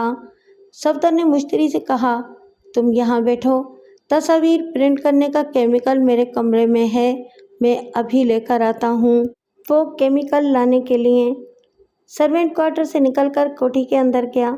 फिर आधे घंटे बाद आकर बोला, इस कानूनी मुशीर का हमें ख्याल ही ना रखा। वो ड्राइंग रूम में बैठा मेरा इंतज़ार कर रहा था कि मैं आऊँगा तो इसके रुखसत होने के बाद कोठी के दरवाजे को अंदर से बंद करूँगा। क्या वो चला गया? हाँ, कमबख्त बहुत बातूनी है, बड़ी मुश्किल से पीछा छुड़ा कर आया हूँ। उसने कैमरे को एक तरफ रखा, फिर केमिकल निकालकर इसे प्रिंटिंग के लिए इस्तेमाल करने लगा। तमाम तस्वीर डेवलप और प्रिंट होने लगी। मुश्तरी इन तस्वीर को देखती जा रही थी और एक तनी हुई डोर में क्लिप के ज़रिए इन्हें खुश्क करने के लिए लटका रही थी। सफदर ने कहा, रात के 2 बज रहे हैं, तुम खामोशी से कोठी में जाकर आराम करो। मैं तमाम तस्वीर के खुश्क होते ही इन्हें तुम्हारे पास ले आऊँगा। वो क्वार्टर से निकलकर कोठी के पिछले दरवाजे से अंदर आई, फिर एक बेडरूम में पहुंचकर एक कुर्सी पर बैठ गई। इसका जहन उलझा हुआ था। अकल की समझा रही थी कि अब जबकि सफदर की कमज़ोरियाँ उसके हाथों में थीं, तब उसने ये फैसला किया था कि वो खुद अंधे रईस की बीवी कहलाएगी, लेकिन बीवी की हैसियत से अज़दवाजी वजीफ़ा अदा नहीं करेगी। ऐसे वक्त चांद बीवी को इस्तेमाल करेगी और सफदर अपनी बहन के सिलसिले में मजबूर रहेगा। लेकिन अब वो किसी वक्त भी बागी हो सकता था। अपनी और बहन की बेहतरी के लिए उसे नुकसान पहुंचा सकता था। अब ये समझ में आ रहा था कि कोर्ट मैरिज की तमाम तस्वीरें अपने कब्जे में लेकर पहले सफदर को ठिकाने लगाए, फिर इसकी बहन को भी ख़त्म करे और मलिक हयात शाह की बाकायदा बीवी बनकर रहे। इसके बाद कोई रुकावट इस राह में नहीं रहेगी जिस राह पर करोड़ों रुपए बिछे हुए हैं। उसने कुर्सी से उठकर अपनी अलमारी खोली। वो इसके एक सेफ में अपना कुछ ज़रूरी खुफिया सामान रखती थी। वहाँ जहर की एक छोटी सी शीशी और 4 डिस्पोजेबल सिरिंज रखे हुए थे। वो एक सिरिंज और शीशी लेकर इस कमरे में गई जहाँ सफदर का सामान रहता था। वहाँ बिस्तर पर एक अटैची रखी हुई थी। उसने उसे खोलकर देखा। अंदर कपड़े, शेविंग का सामान, टूथपेस्ट और शैम्पू की एक बोतल वगैरह इस तरह रखे हुए थे जैसे वो अटैची लेकर सफ़र पर जाने वाला हो। उसने जहर की शीशी खोली, इसके थोड़े से रकीक मादे को सिरिंज में लिया, फिर टूथपेस्ट का पेचदार ढक्कन खोलकर जहर को इसके अंदर इंजेक्ट कर दिया। इसके बाद पहले की तरह ढक्कन बंद करके पेस्ट को उसके डब्बे में रखकर अटैची में वो जहाँ था वहीं उसे रख दिया। अटैची बंद कर दी, फिर वहाँ से अपने कमरे में चली आई। डार्क रूम में तस्वीरों के खुश्क होने में काफ़ी वक्त लगा। सफदर 3 बजे के बाद आया, फिर इसे देखकर बोला, मैं जानता था कि तुम इन तस्वीरों के लिए जाग रही होगी। ये तुम्हारी आदत है। जितनी अहम चीज़ें होती हैं इन्हें तुम अपनी तहवील में रखती हो। क्या मेरा ऐसा करने से तुम्हें नुकसान पहुंचा है? क्या ये कम नुकसान है कि मैं तुम्हारा गुलाम बनकर रह गया था? उसने कहा, था यानी अब वो गुलाम नहीं रहा था, बगावत का ऐलान कर चुका था। वो बोली, तुम खुद को गुलाम समझते रहे, जबकि ये भी समझते हो कि मैं तुम्हारी वफादार हूँ और सिर्फ तुम्हारी बीवी बनकर रहने के लिए इस अंधे को धोखा दे रही हूँ। वाह, क्या खूब वफादार बीवी हो कि मेरी बहन को इस अंधे की दाश्ताब बना दिया। ज़रा ये तस्वीरें देखो। اس نے ایک لفافہ اس کے سامنے سینٹر ٹیبل پر پھینکا۔ مشتری نے لفافے سے چند تصویریں نکال کر دیکھیں، پھر گمسم سی رہ گئی۔ ان تصاویر میں چاند بی بی پھولوں کی سیج پر دلہن بنی بیٹھی تھی۔ اس کے روبرو ملک حیات شاہ بیٹھا، اس کا گھونگھٹ سر تک اٹھا چکا تھا۔ دوسری تصویر میں وہ نابینا جسے بہت دھندلا سا نظر آتا تھا، ایک دوربین آنکھوں سے لگائے چاند بی بی کا چہرہ دیکھنے کی ناکام کوشش کر رہا تھا۔ تیسری تصویر میں ایک بریف کیس کھول کر اسے پیش کر رہا تھا۔ بریف کیس کا آدھا حصہ بڑے نوٹوں کی گڈیوں سے بھرا ہوا تھا۔ ایسی اور کچھ تصویریں تھیں جن سے ثابت ہوتا تھا کہ ملک حیات شاہ کی دلہن چاند بی بی ہے۔ مشتری کے دماغ میں آندھیاں سی چل رہی تھیں۔ صفدر بخاری کہہ رہا تھا، میں نے اپنی بہن کو پہلے ہی سمجھا دیا تھا کہ وہ کمرے کی ایک کھڑکی کھلی رکھے تاکہ میں اس کی اور نابینا دولہے کی تصاویر اتار کر یہ ثبوت رکھوں کہ اس نابینا رئیس کی دلہن میری بہن ہے۔ تو تم نے تو مجھے بےغیرت بنا ہی دیا تھا۔ بہن کے ساتھ اس اندھے کی تصاویر اتارنے کی دوسری بےغیرتی مجھے کرنی پڑی۔ وہ اسے سوچتی ہوئی نظروں سے دیکھ رہی تھی۔ اس نے کہا، جب مجھے معلوم ہوا کہ ڈاکوؤں نے مجھ پر مہربانی کی ہے اور تمہارے لاکر کا صفایا کر دیا ہے، تبھی سے میں نے چاند بیوی کو نیا سبق پڑھانا شروع کر دیا تھا۔ مشتری نے کہا، میں کسی حد تک بازی ہار رہی ہوں، مگر تم بھی جیت نہیں پاؤ گے۔ ہمارے آپس کے جھگڑے سے حقائق سامنے آئیں گے تو تم سے پوچھا جائے گا کہ تم نے بیوی کو بہن بنا کر ایک اندھے کو دھوکہ کیوں دیا؟ بے شک تم تو گرفت میں آؤ گی ہی، لیکن کئی پہلوؤں سے میرا اور چاند بیوی کا بھی محاسبہ ہوگا۔ ہم سب پھنسیں گے، ہمیں سزائیں ملیں گی اور ہمارے ہاتھ کچھ نہیں آئے گا۔ یہ عقل کی بات کہہ رہے ہو، اب بولو کیا چاہتے ہو؟ تمہارے پاس جتنا مال ہے اور جتنا مال آئندہ حاصل ہونے والا ہے، ان سب کے 3 حصے ہوا کریں گے۔ اس 45 لاکھ کی کوٹھی کے بھی 3 حصے دار ہوں گے، 2 حصے میرے اور میری بہن کے ہوں گے اور تیسرا حصہ تمہارا ہوا کرے گا۔ معقول فیصلہ کر رہے ہو، مجھے منظور ہے۔ منظور ہے تو پہلے مجھے اس بینک بیلنس میں سے حصہ دو جو کراچی میں ہے۔ میرے اندازے کے مطابق وہاں تمہارے پاس 70 یا 80 لاکھ روپے ہیں۔ مجھے اور چاند بیوی کو کم از کم 40 لاکھ دے دو۔ میں کل صبح کی فلائٹ سے جانے کی پہلے ہی تیاری کر چکا ہوں۔ تمہارا چیک لے جاؤں گا، وہاں کیش کراؤں گا، اپنا اکاؤنٹ کھول کر اس میں 40 لاکھ جمع کراؤں گا، پھر پرسوں تک واپس آ جاؤں گا۔ تم آزاد ہوتے ہی بہت تیزی سے دوڑ رہے ہو۔ 40 لاکھ بہت ہوتے ہیں، کچھ کم کرو۔ اگر تم اپنا صحیح بینک بیلنس بتا دو تو میں اسی کے مطابق حصہ لوں گا، ورنہ بحث نہ کرو، فوراً چیک لکھ دو۔ 4 بج چکے ہیں، میری فلائٹ 6 بجے کی ہے، میں ابھی جاؤں گا۔ اور یہ اچھی طرح یاد رکھنا کہ میری عدم موجودگی میں چاند بیوی کو کوئی نقصان نہ پہنچانا، ورنہ ہم تو ڈوبے ہیں صنم، تم کو بھی لے ڈوبیں گے۔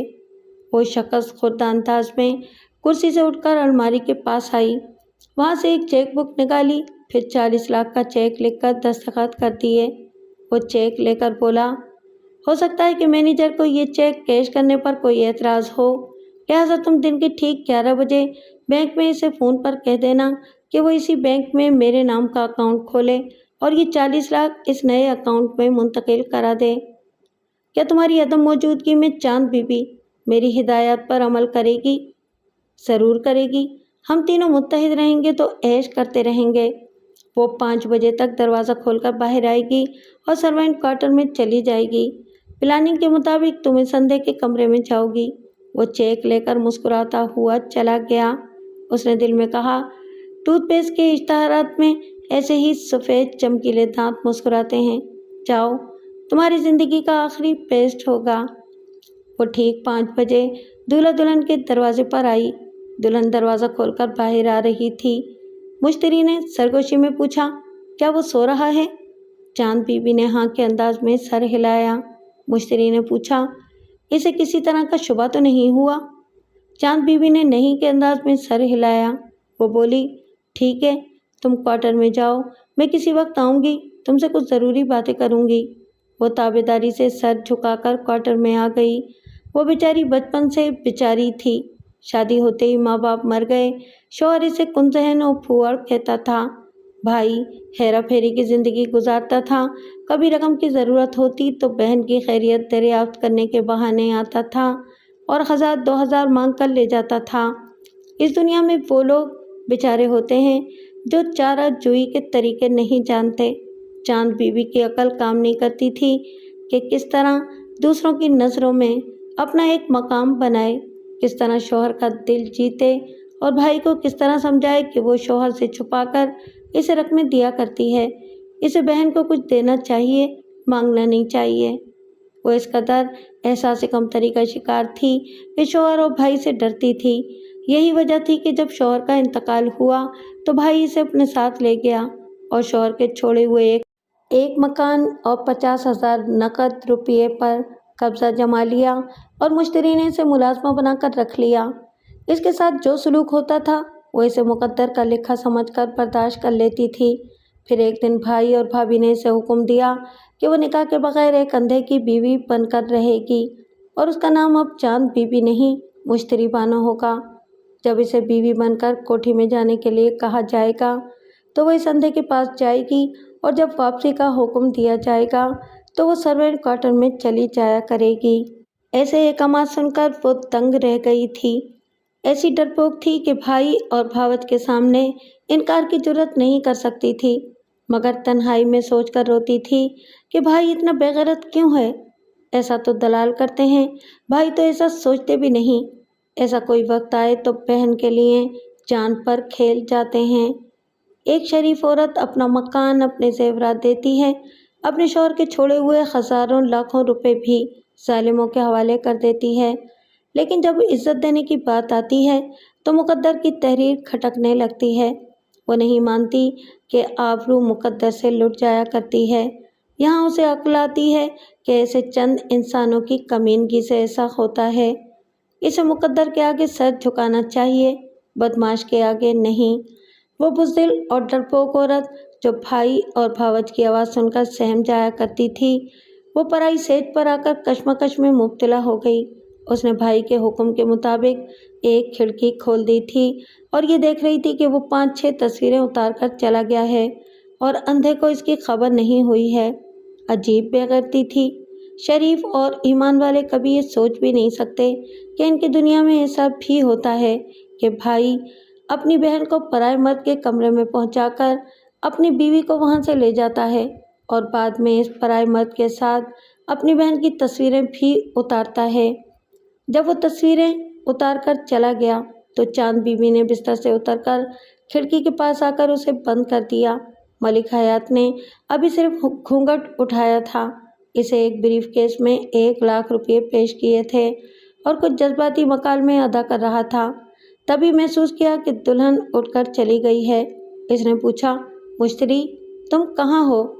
वो खिड़की की तरफ से वापस आकर बोली, मैं यहाँ हूँ। उसने आवाज़ की सिमत हाथ बढ़ाकर पूछा, तुम मुझसे दूर क्यों हो गई हो? मुझे दूर ही रहना चाहिए। आप आंखों से माजूर हैं, धोखा खा रहे हैं। अगर मैं आपसे नेकी करूँगी, आपको फरेब से बचाऊँगी तो खुदा मेरी आबरू सलामत रखेगा। ये तुम क्या कह रही हो? मैं कुछ समझ नहीं पा रहा हूँ। आप समझने की कोशिश करें। क्या मैं आपकी दुल्हन मुश्तरी बानो हूँ? वो खला में तकते हुए मुस्कुराकर बोला, शादी की पहली रात खूब मजाक कर रही हो।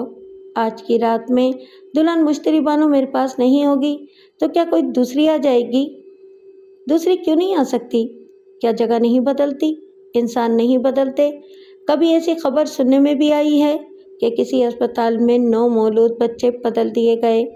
आपने भी शायद कभी सुना होगा। क्या औरत शौहर नहीं बदलती? मर्द अपना मजहब और खुदा नहीं बदलता? बास गैरतमंद ऐसे होते हैं जो माँ बदल देते हैं मगर बाप नहीं बदलते, क्योंकि बाप बदलने से माँ की गाली पड़ती है। लेकिन बाज़ लोग बाप को गधा समझकर छोड़ देते हैं और गधा होता है इसे बाप बना लेते हैं। हमारी दुनिया की हर शय में तब्दीली का अमल जारी रहता है। फितरी तब्दीलियाँ कुदरत की तरफ से होती हैं और शैतानी तब्दीलियाँ इंसान की तरफ से हुआ करती हैं। क्या कोई बेगैरत अपनी हसीन और जमील बीवी को रिश्वत के तौर पर पेश करके विलासत तामीर कराने के लिए शहर के कल्ब में ज़मीन अलाट नहीं कराता? क्या ज़मीनों के जाली कागजात तैयार करा के बैंक से करोड़ों रुपए हासिल नहीं किए जाते? क्या एक बेगैरत बड़ी से बड़ी रकम हासिल करने के लिए अपनी बीवी को बहन नहीं कह सकता और बहन को एक नाबीना के बिस्तर पर नहीं भेज सकता? वो बोलते बोलते रोने लगी और रोते रोते अपनी बदबख्त ज़िंदगी की रुदात इब्तिदा से अब तक बताने लगी। वो बेनूर आंखों से खला में तक रहा था और कानों से सुन रहा था। फिर उसकी रुदात ख़त्म हो गई, मगर आंसू ख़त्म नहीं हुए। वो एक गहरी सांस लेकर बोला, आंसू पोंछ लो। मैं नहीं देख सकता कि तुम्हारा चेहरा चांद है या नहीं, मगर दिल चांद की तरह उजला है। आज तुम्हारी दास्तान हयात सुनकर औरत की अजमत का एहसास हुआ है। औरत डरती है और बुज़दिलों की तरह मरती है, लेकिन जब आबरू लुटने की बात आए तो इसकी सलामती के लिए खौफ और दहशत के पुल सिरात से भी गुजर जाती है। आज तुम निडर और बेबाक हो गई हो। अभी मैंने 1 लाख रुपए पेश किए हैं। तुम बड़ी दिलेरी से ये 1 लाख लेकर फरार हो सकती हो, या मेरे बिस्तर पर आकर मुझे अपना सरपरस्त और ढाल बनाकर भाई और भावत से इंतकाम ले सकती हो। लेकिन तुम इंतकाम नहीं चाहती, तुम दौलत नहीं चाहती, सिर्फ आबरू की सलामती चाहती हो। मैं तुम्हें सलाम करता हूँ। उसने हाथों से टटोलकर ब्रीफकेस के अंदर से एक मोबाइल फ़ोन निकाला। वो नाबीना होने के बावजूद इसे ऑपरेट करता आया था। राब्ता कायम होने पर उसने कहा, मिस्टर भट्टी, सब ठीक 5 बजे इस कोठी की पिछली गली में मेरी कार ले आओ। एक औरत कार की पिछली सीट पर आकर बैठेगी। इसे इज्जत और एहतराम के साथ मेरी कोठी में पहुंचा दो और गवर्नेंस को ताकीद करो कि इस औरत के खाने पीने और आराम करने का पूरा ख्याल रखे। उसने दूसरी तरफ से जवाब सुनकर फ़ोन बंद कर दिया। फिर कहा, चांद बीबी, तुम भाई और भावत की प्लानिंग के मुताबिक इस कमरे से सुबह 5 बजे निकलो और क्वार्टर में चली जाओ। मोहतात रहो कि तुम्हारा भाई तुम्हें ना देखे। तुम एक चादर में छुपकर पिछली गली में जाओ, फिर वहाँ जो कार खड़ी हो उसकी पिछली सीट पर बैठ जाओ। वो कार तुम्हें एक नई और आबरूमंदाना ज़िंदगी की तरफ ले जाएगी। इसने आंसू भरी आंखों से मशकूर व ममनून होकर उसे देखा। वो इस नाबीना को अच्छी तरह नहीं जानती थी, लेकिन जुर्रतमंदी से एक नया कदम उठाने के बाद किसी पर तो भरोसा करना ही था। जो अंधे होते हैं वो आँख वालों का हाथ पकड़कर चलते हैं। शायद वो आँख वाली थी जो एक अंधे का सहारा लेकर अनजानी मंजिल की सिमत जाने वाली थी। वो सुबह 5 बजे कमरे से बाहर गई। मुश्तरी बानो अंदर आ गई। वो बिस्तर पर आंखें बंद किए यूं पड़ा था जैसे गहरी नींद में हो। वो दबे कदमों चलती हुई बिस्तर के पास आई। इसकी नींद बता रही थी कि वो थक हार कर सो रहा है, लेकिन इसे कोई बात खटकने लगी। इस औरत के दिमाग में मक्कारी कूट कूट कर भरी हुई थी। आंखों ने फूलों भरी सेज को देखा। दिमाग ने सवाल किया, सेज के फूल और पत्तियां ताज़ा क्यों हैं? ये सेज किसी जगह से मसली हुई नहीं है। क्या चांद बीबी यहाँ नहीं रही थी? मलिक हयात शाह कान लगाए आहट सुनने की कोशिश कर रहा था और सोच रहा था, क्या मुश्तरी बानो कमरे में आ गई है? अगर वो आंख खोलेगा तब भी वो नज़र नहीं आएगी, लिहाजा नींद की हालत में रहना चाहिए। 5 मिनट तक हल्की सी आहट भी सुनाई नहीं दी। तजस्सुस पैदा हुआ कि वो आई भी है या नहीं, और अगर आ चुकी है तो बिल्कुल खामोश क्यों है और कमरे में क्या कर रही है। वो मुजरिमाना जहन रखने वाली औरत पर भरोसा नहीं कर सकता था, इसलिए उसने जैसे नींद में करवट ली और एक हाथ दूसरे तकिए पर रखा। फिर इस हाथ से तकिए को और बिस्तर के खाली हिस्से को टटोलते हुए बोला, तुम कहाँ हो? इसे बोलना पड़ा, मैं यहाँ हूँ, ज़रा बाथरूम में गई थी। आओ यहाँ आके लेट जाओ। वो बिस्तर के सिरे पर आकर बोली, मैं सोच रही हूँ, सारी रात गुजर गई, सुबह हो रही है, लेकिन ये फूल की पत्तियाँ बदस्तूर तरोताज़ा हैं। क्या मेरा कोई वज़न नहीं है? इतनी हल्की फुल्की सी हूँ कि इन पत्तियों का कुछ नहीं बिगड़ा। वो सोच भी नहीं सकता था कि मुश्तरी को ऐसी कोई बात खटक सकती है। इसने फ़ौरन ही बात बनाई और इससे पूछा, तुम्हें क्या हो गया है? जब मैंने घूंघट उठाया और 1 लाख रुपया मुँह दिखाई के तौर पर दिए तो तुम यहाँ से उठकर चली गई। मैं तुम्हारी मिन्नतें और खुशामदें करने लगा कि वापस आ जाओ, वापस आ जाओ, मुझे अपना हाथ पकड़ने दो, मगर जानती हो तुमने क्या कहा था? वो मुश्किल में पड़ गई। इसे मालूम नहीं था कि चांद बीवी ने क्या कहा होगा। मलिक हयात शाह ने खुद ही कहा, तुमने कहा था कि तुम कई बार मुख्तलिफ नजूमियों को ख़ात दिखा चुकी हो। हर नजूमी ने यही कहा है कि सुहाग की रात को शौहर से दूर रहो। इसे हाथ भी पकड़ने दोगी तो इसकी उम्र मुख्तसर हो जाएगी, वो मर जाएगा, तुम बेवा हो जाओगी। मुश्तरी ने जल्दी से हाँ के अंदाज में सर हिलाकर कहा, हाँ हाँ, मैंने ऐसा कहा था। वो बोला, ये रात औरत के लिए अहम होती है, लेकिन मेरी उम्र बढ़ाने के लिए तुमने अपने आप को कुर्बान कर दिया है। तुम पहली मुलाकात में अपनी बेपनाह मोहब्बत के सबूत बार बार पेश करती आ रही हो। वो बातों के दौरान पलंग पर और फिर पलंग के नीचे झांक कर देख रही थी। कमरे में हर तरफ नज़रें दौड़ा रही थी। सफदर ने जो तस्वीरें उतारी थीं, इनमें से एक तस्वीर मुश्तरी को बता चुकी थी कि इस अंधे दूल्हे ने चांद बीवी को एक ब्रीफ केस अता किया है जिसमें बड़े नोटों की गड्डियाँ थीं। अब वो ब्रीफ केस नज़र नहीं आ रहा था। वो एक अलमारी के पास आई, इसे खोलकर देखा। अंदर एक खुला हुआ ब्रीफ केस रखा हुआ था, मगर वो खाली था। इसमें एक भी बड़ा या छोटा नोट नहीं था। उसने पलटकर पूछा, ब्रीफ केस में काफ़ी रकम थी, मगर ये खाली है। वो बोला, तुम काफ़ी रकम कह रही हो? मैं तुम्हें बता चुका हूँ, पूरे 1 लाख रुपए मुँह दिखाई के तौर पर दिए, मगर दूरबीन से देखने के बावजूद तुम्हारी सूरत वाज़ेह तौर पर नज़र नहीं आई थी। मुश्तरी के तेवर बदल गए थे। वो सोच रही थी कि चांद बीबी अपने भाई की तरह चालाकी दिखा रही है। वो 40 लाख का चेक बेमौत मरने के लिए ले गया है। इसकी बहन यहाँ खाली ब्रीफकेस छोड़कर अपने लिबास में 1 लाख रुपये छुपा कर ले गई है। मैं इसके भाई की तरह इसे भी रकम का एक तिनका हासिल करने नहीं दूंगी। इसने पूछा, तुम खामोश क्यों हो? क्या सोच रही हो? वो बोली, मुझे यहाँ घुटन का एहसास हो रहा है। मैंने कमरे का दरवाज़ा खोला था, फिर बाथरूम में गई थी। वापस आकर देख रही हूँ कि ब्रीफकेस खाली है। कोई यहाँ से 1 लाख रुपया ले गया है। ताज्जुब है, कौन ले जा सकता है? जैसा कि तुमने बताया है, इतनी बड़ी कोठी में सिर्फ तुम्हारा एक सफदर भाई है। वो तो एक ज़रूरी काम से कराची चले गए हैं। तुम मेरे पास हो, फिर तुम्हें कैसे मालूम हुआ कि भाई कराची गया है? वो उन्होंने कल शाम ही को मुझे बता दिया था कि वो अब बहन के घर में नहीं रहेंगे, हमेशा के लिए कराची जाकर रहेंगे। वाकई तुम्हारा भाई बड़ा गैरतमंद है। बहन की ससुराल का पानी भी पीने नहीं आएगा। कहीं ऐसा तो नहीं कि वो रात को यहाँ से जाते वक्त कोठी का दरवाज़ा खुला छोड़ गया हो और यहाँ किसी चोर को आने का मौका मिल गया हो। मैं अभी जाकर दरवाजे को चेक करके आती हूँ। वो कमरे से चली गई। मलिक हयात शाह तमाम रात जागता रहा था, लेकिन एक लालची और फरेबी औरत के घर में सोना नहीं चाहता था। उसने फ़ोन के ज़रिए एडवोकेट हमीद अख्तर भट्टी से कहा, मैं फिर तुम्हें सहमत दे रहा हूँ। अभी गाड़ी लेकर आओ और मुश्तरी बानों के सामने किसी अहम मामले से निमटने का हवाला देकर मुझे यहाँ से ले जाओ। मुश्तरी कोठी के पिछले दरवाजे से निकलकर सर्वेंट क्वार्टर में आई। इस क्वार्टर का दरवाज़ा खुला था, जहाँ चांद बीबी को छुपा कर रखा जाता था। वो चांद बीबी को आवाज़ देती हुई अंदर आई। सर्वेंट क्वार्टर खाली था। वहाँ छुपा कर रखी जाने वाली महकूम औरत गायब थी। इसने क्वार्टर के आसपास और कोठी के पूरे अहाते में देखा, वो कहीं दिखाई नहीं दी। साफ समझ में आ गया कि वो 1 लाख रुपया लेकर फरार हो गई है। वो फिक्र में मुब्तला हो गई कि चांद बीबी एक बुज़दिल और बेवकूफ़ औरत है।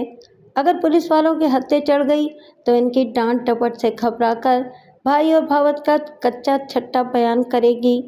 मसाइब इसी तरह घर का रास्ता देखते हैं। सफदर एक मुसीबत बनना चाहता था। उसने टूथपेस्ट के ज़रिए इस मुसीबत को जड़ से उखाड़ देने का इंतज़ाम कर दिया था। चांद बीबी जैसी मुसीबत को भी दूध की मक्खी की तरह निकाल फेंकती, मगर इससे पहले ही वो एक बड़ी रकम लेकर भाग गई थी। वो शख्स खोता अंदाज में कोठी के अंदर आई। मलिक हयात शाह दुल्हन की तरह सजे हुए कमरे में एक कुर्सी पर बैठा हुआ था। आहट सुनकर बोला, क्या तुम हो? हाँ। वो कोठी का पिछला दरवाज़ा खुला हुआ था।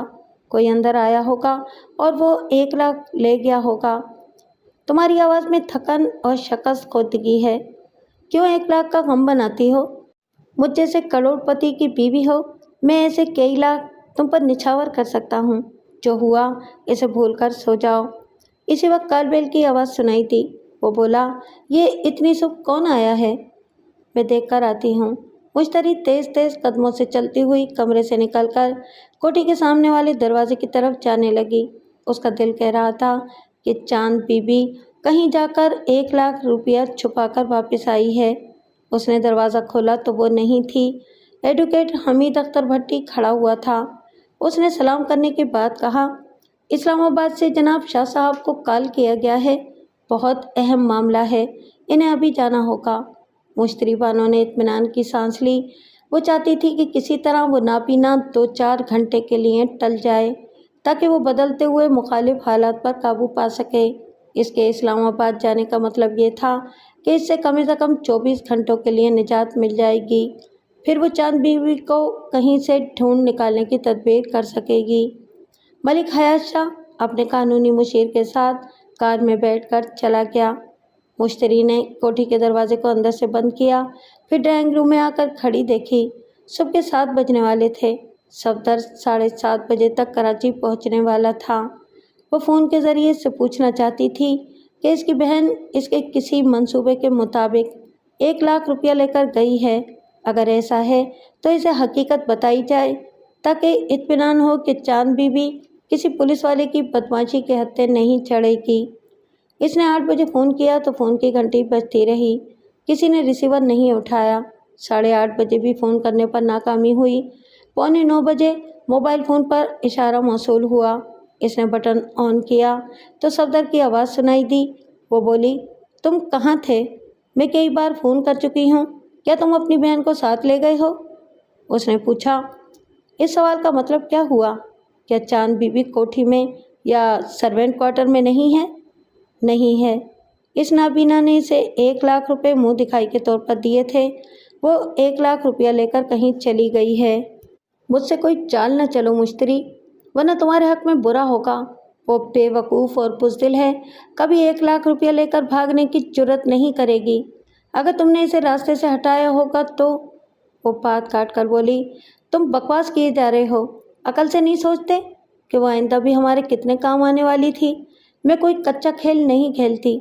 मैंने तुमसे समझौता किया है, इसीलिए 40 लाख का चेक दिया है। मेरी बात का यकीन करो, वो यहाँ से भाग गई है और अब हम दोनों के लिए मुसीबत बनने वाली है। मैं फ़िलहाल तुमसे बहस या झगड़ा नहीं करूँगा क्योंकि 40 लाख का चेक कैश कराना है और इसके लिए अभी तुम बैंक मैनेजर को फ़ोन करोगी। बैंक जाने से पहले मुँह हाथ धोकर हुलिया दुरुस्त करो। कल रात से जाग रहे हो। जिस दिन बुरिश नहीं करते हो तुम्हारे मुंह से बू आती है। मैं शेव कर चुका हूँ और बुरिश करने जा रहा हूँ। इतनी अकल मुझ में भी है कि लाखों रुपया हासिल करने के लिए स्मार्ट बनकर जाना चाहिए। तुम फ़ोन बंद न करना, मुसलसल राब्ता रहने दो। वो नाबीना किसी ज़रूरी काम से इस्लामाबाद चला गया है। मैं यहाँ तन्हा आज़ादी से गुफ्तगू कर रही हूँ। इस बार सफदर की आवाज़ ऐसी आई जैसे मैं मुंह में कुछ रखकर बोल रहा हो। मुश्तरी ने पूछा, क्या बुरिश कर रहे हो? हाँ आह। नलके से पानी गिरने की आवाज़ आ रही थी। फिर एक बार कुल्ली करने की आवाज़ सुनाई दी। बचाओ मम्मा, मुझे कुछ बचाओ। वो हाँफ रहा था और कह रहा था, मुश्तरी मुझे बचाओ। वो बोली, बचना चाहते हो तो दौड़ते हुए कोठी के बाहर आ जाओ। किसी डॉक्टर को बुलाओगे तो वो देर से पहुंचेगा। किसी से लिफ्ट लेकर करीबी अस्पताल में जाओ। गिरने पड़ने की आवाज़ें आ रही थीं। इनसे अंदाज़ा हो रहा था कि वो कोठी के बाहर जा रहा है और लड़खड़ा रहा है।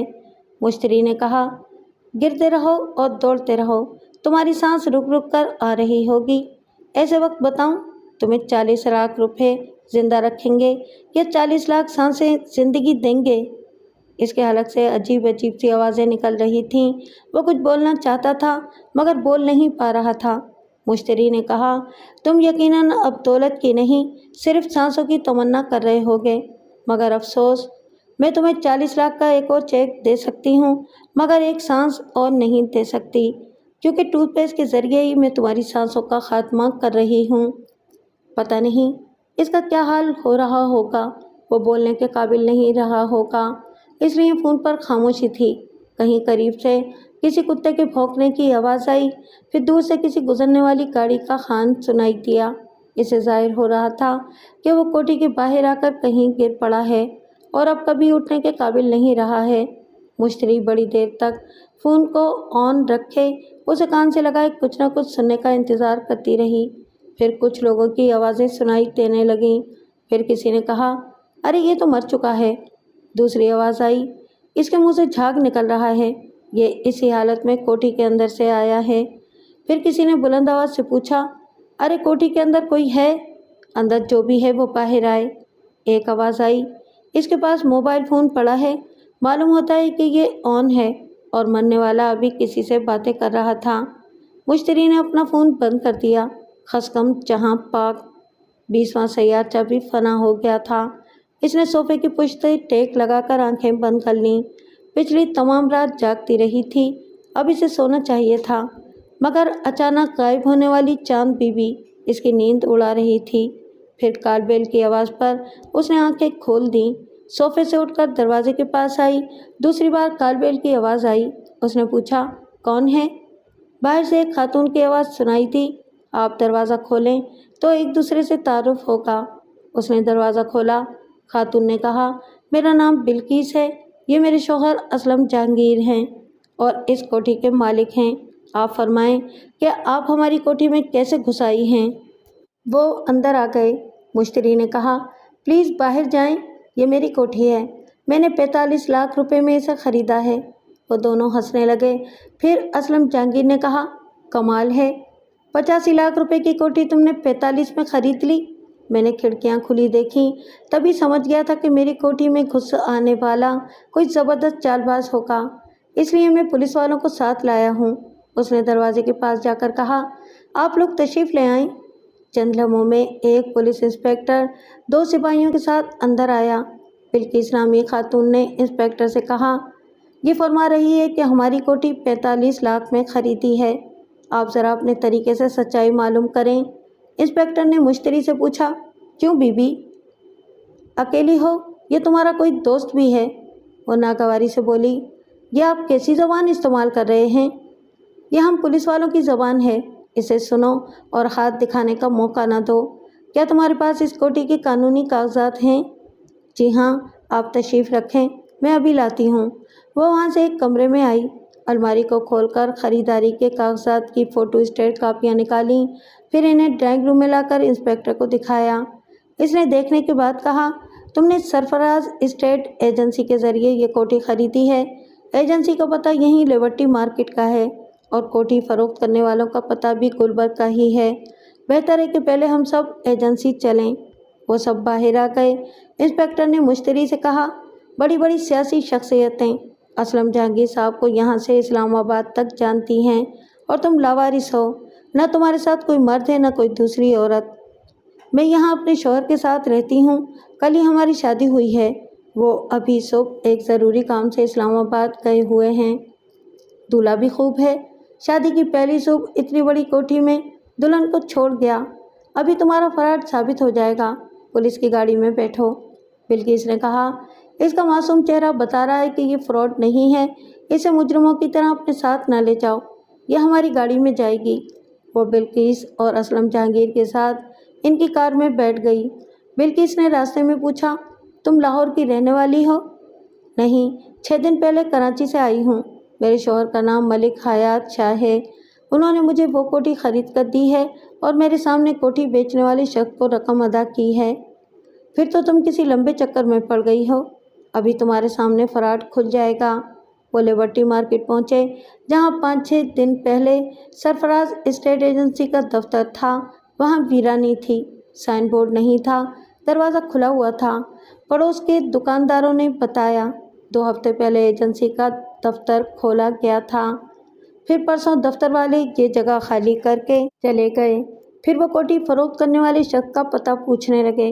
मालूम हुआ कि गुलबर्ग में F12,200 नंबर की कोई कोठी नहीं है, बल्कि जितनी कोठियाँ हैं इनकी तादाद 12,000 तक नहीं पहुँचती है। हरूफ तहज्जी के मुताबिक कोठियों के नंबर 1000 तक होते हैं, फिर नए हरूफ से नए नंबर शुरू किए जाते हैं। मुश्तरी का चेहरा सर्द पड़ गया था। वो कोठी के असल मालकान के साथ कार में बैठकर वापस आई। इंस्पेक्टर ने असलम जहांगीर से पूछा, کیا آپ اس چالباز عورت کے خلاف FIR درج کرائیں گے؟ اس نے کہا، اصولاً درج کرانا چاہیے تاکہ مشتری بانوں کے پاس خریداری کے جو کاغذات ہیں ان کے ذریعے ہی ہمیں چیلنج نہ کر سکے، لیکن یہ فی الوقت بالکل تنہا ہے۔ میں اسے موقع دینا چاہتا ہوں کہ یہ اپنے شوہر کو جلد سے جلد یہاں بلائے۔ جہانگیر صاحب، اس کا کوئی شوہر ہوگا تو وہ آئے گا۔ آپ بہت رحم دل ہیں۔ یہ آپ کے گھر میں گھس آئی ہے اور آپ اس پر کیس نہیں بنا رہے؟ وہ ہاتھ اٹھا کر بولا، مجھ سے بحث نہ کرو، یہ میرا معاملہ ہے، میں نمٹ لوں گا، تم جاؤ۔ انسپکٹر اپنے سپاہیوں کے ساتھ چلا گیا۔ اسلم جہانگیر نے جس انداز میں انسپکٹر سے گفتگو کی تھی اور وہ جس طرح چپ چاپ سر جھکا کر چلا گیا تھا، اس سے ظاہر ہوتا تھا کہ وہ جہانگیر بڑے اثر و رسوخ کا مالک ہے۔ اس کے ڈرائیور اور ملازم کار سے سامان اٹھا کر کوٹھی کے اندر لا رہے تھے۔ بلقیس نے کہا، میرے میاں نے تمہیں پولیس کے ہاتھوں میں جانے نہیں دیا۔ تم حسین و پرکشش ہو، حوالات میں تمہارے حسن و شباب کی دھجیاں اڑا دی جاتی۔ اب بتاؤ تمہاری اصلیت کیا ہے؟ بہتر ہے کہ ہم سے کچھ نہ چھپاؤ۔ وہ بولی، میں ایک شریف گھرانے سے تعلق رکھتی ہوں۔ میری شرافت سے متاثر ہو کر ایک نابینا رئیس ملک حیات شاہ نے مجھ سے شادی کی فرمائش کی۔ ہم نے کل ہی کورٹ میرج کی ہے۔ بلقیس نے پوچھا، کیا یہ تمہاری پہلی شادی ہے؟ وہ اس سوال پر چونکی اور پھر سنبھل کر بولی، ہاں بالکل پہلی شادی ہے۔ بلقیس نے کہا، مشتری بانو، ہمیں اپنا سمجھو اور جو سچ ہے وہ بولو۔ کیا یہ تمہاری پہلی شادی ہے؟ اس نابینا شوہر سے پہلے کوئی اور تمہاری زندگی میں نہیں آیا تھا؟ وہ ہچکچاتے ہوئے بولی، ہاں آیا تو تھا، مگر میں سہاگن نہیں رہ سکی۔ چار دن بعد، جہانگیر نے لقمہ دیا، 4 سال بعد۔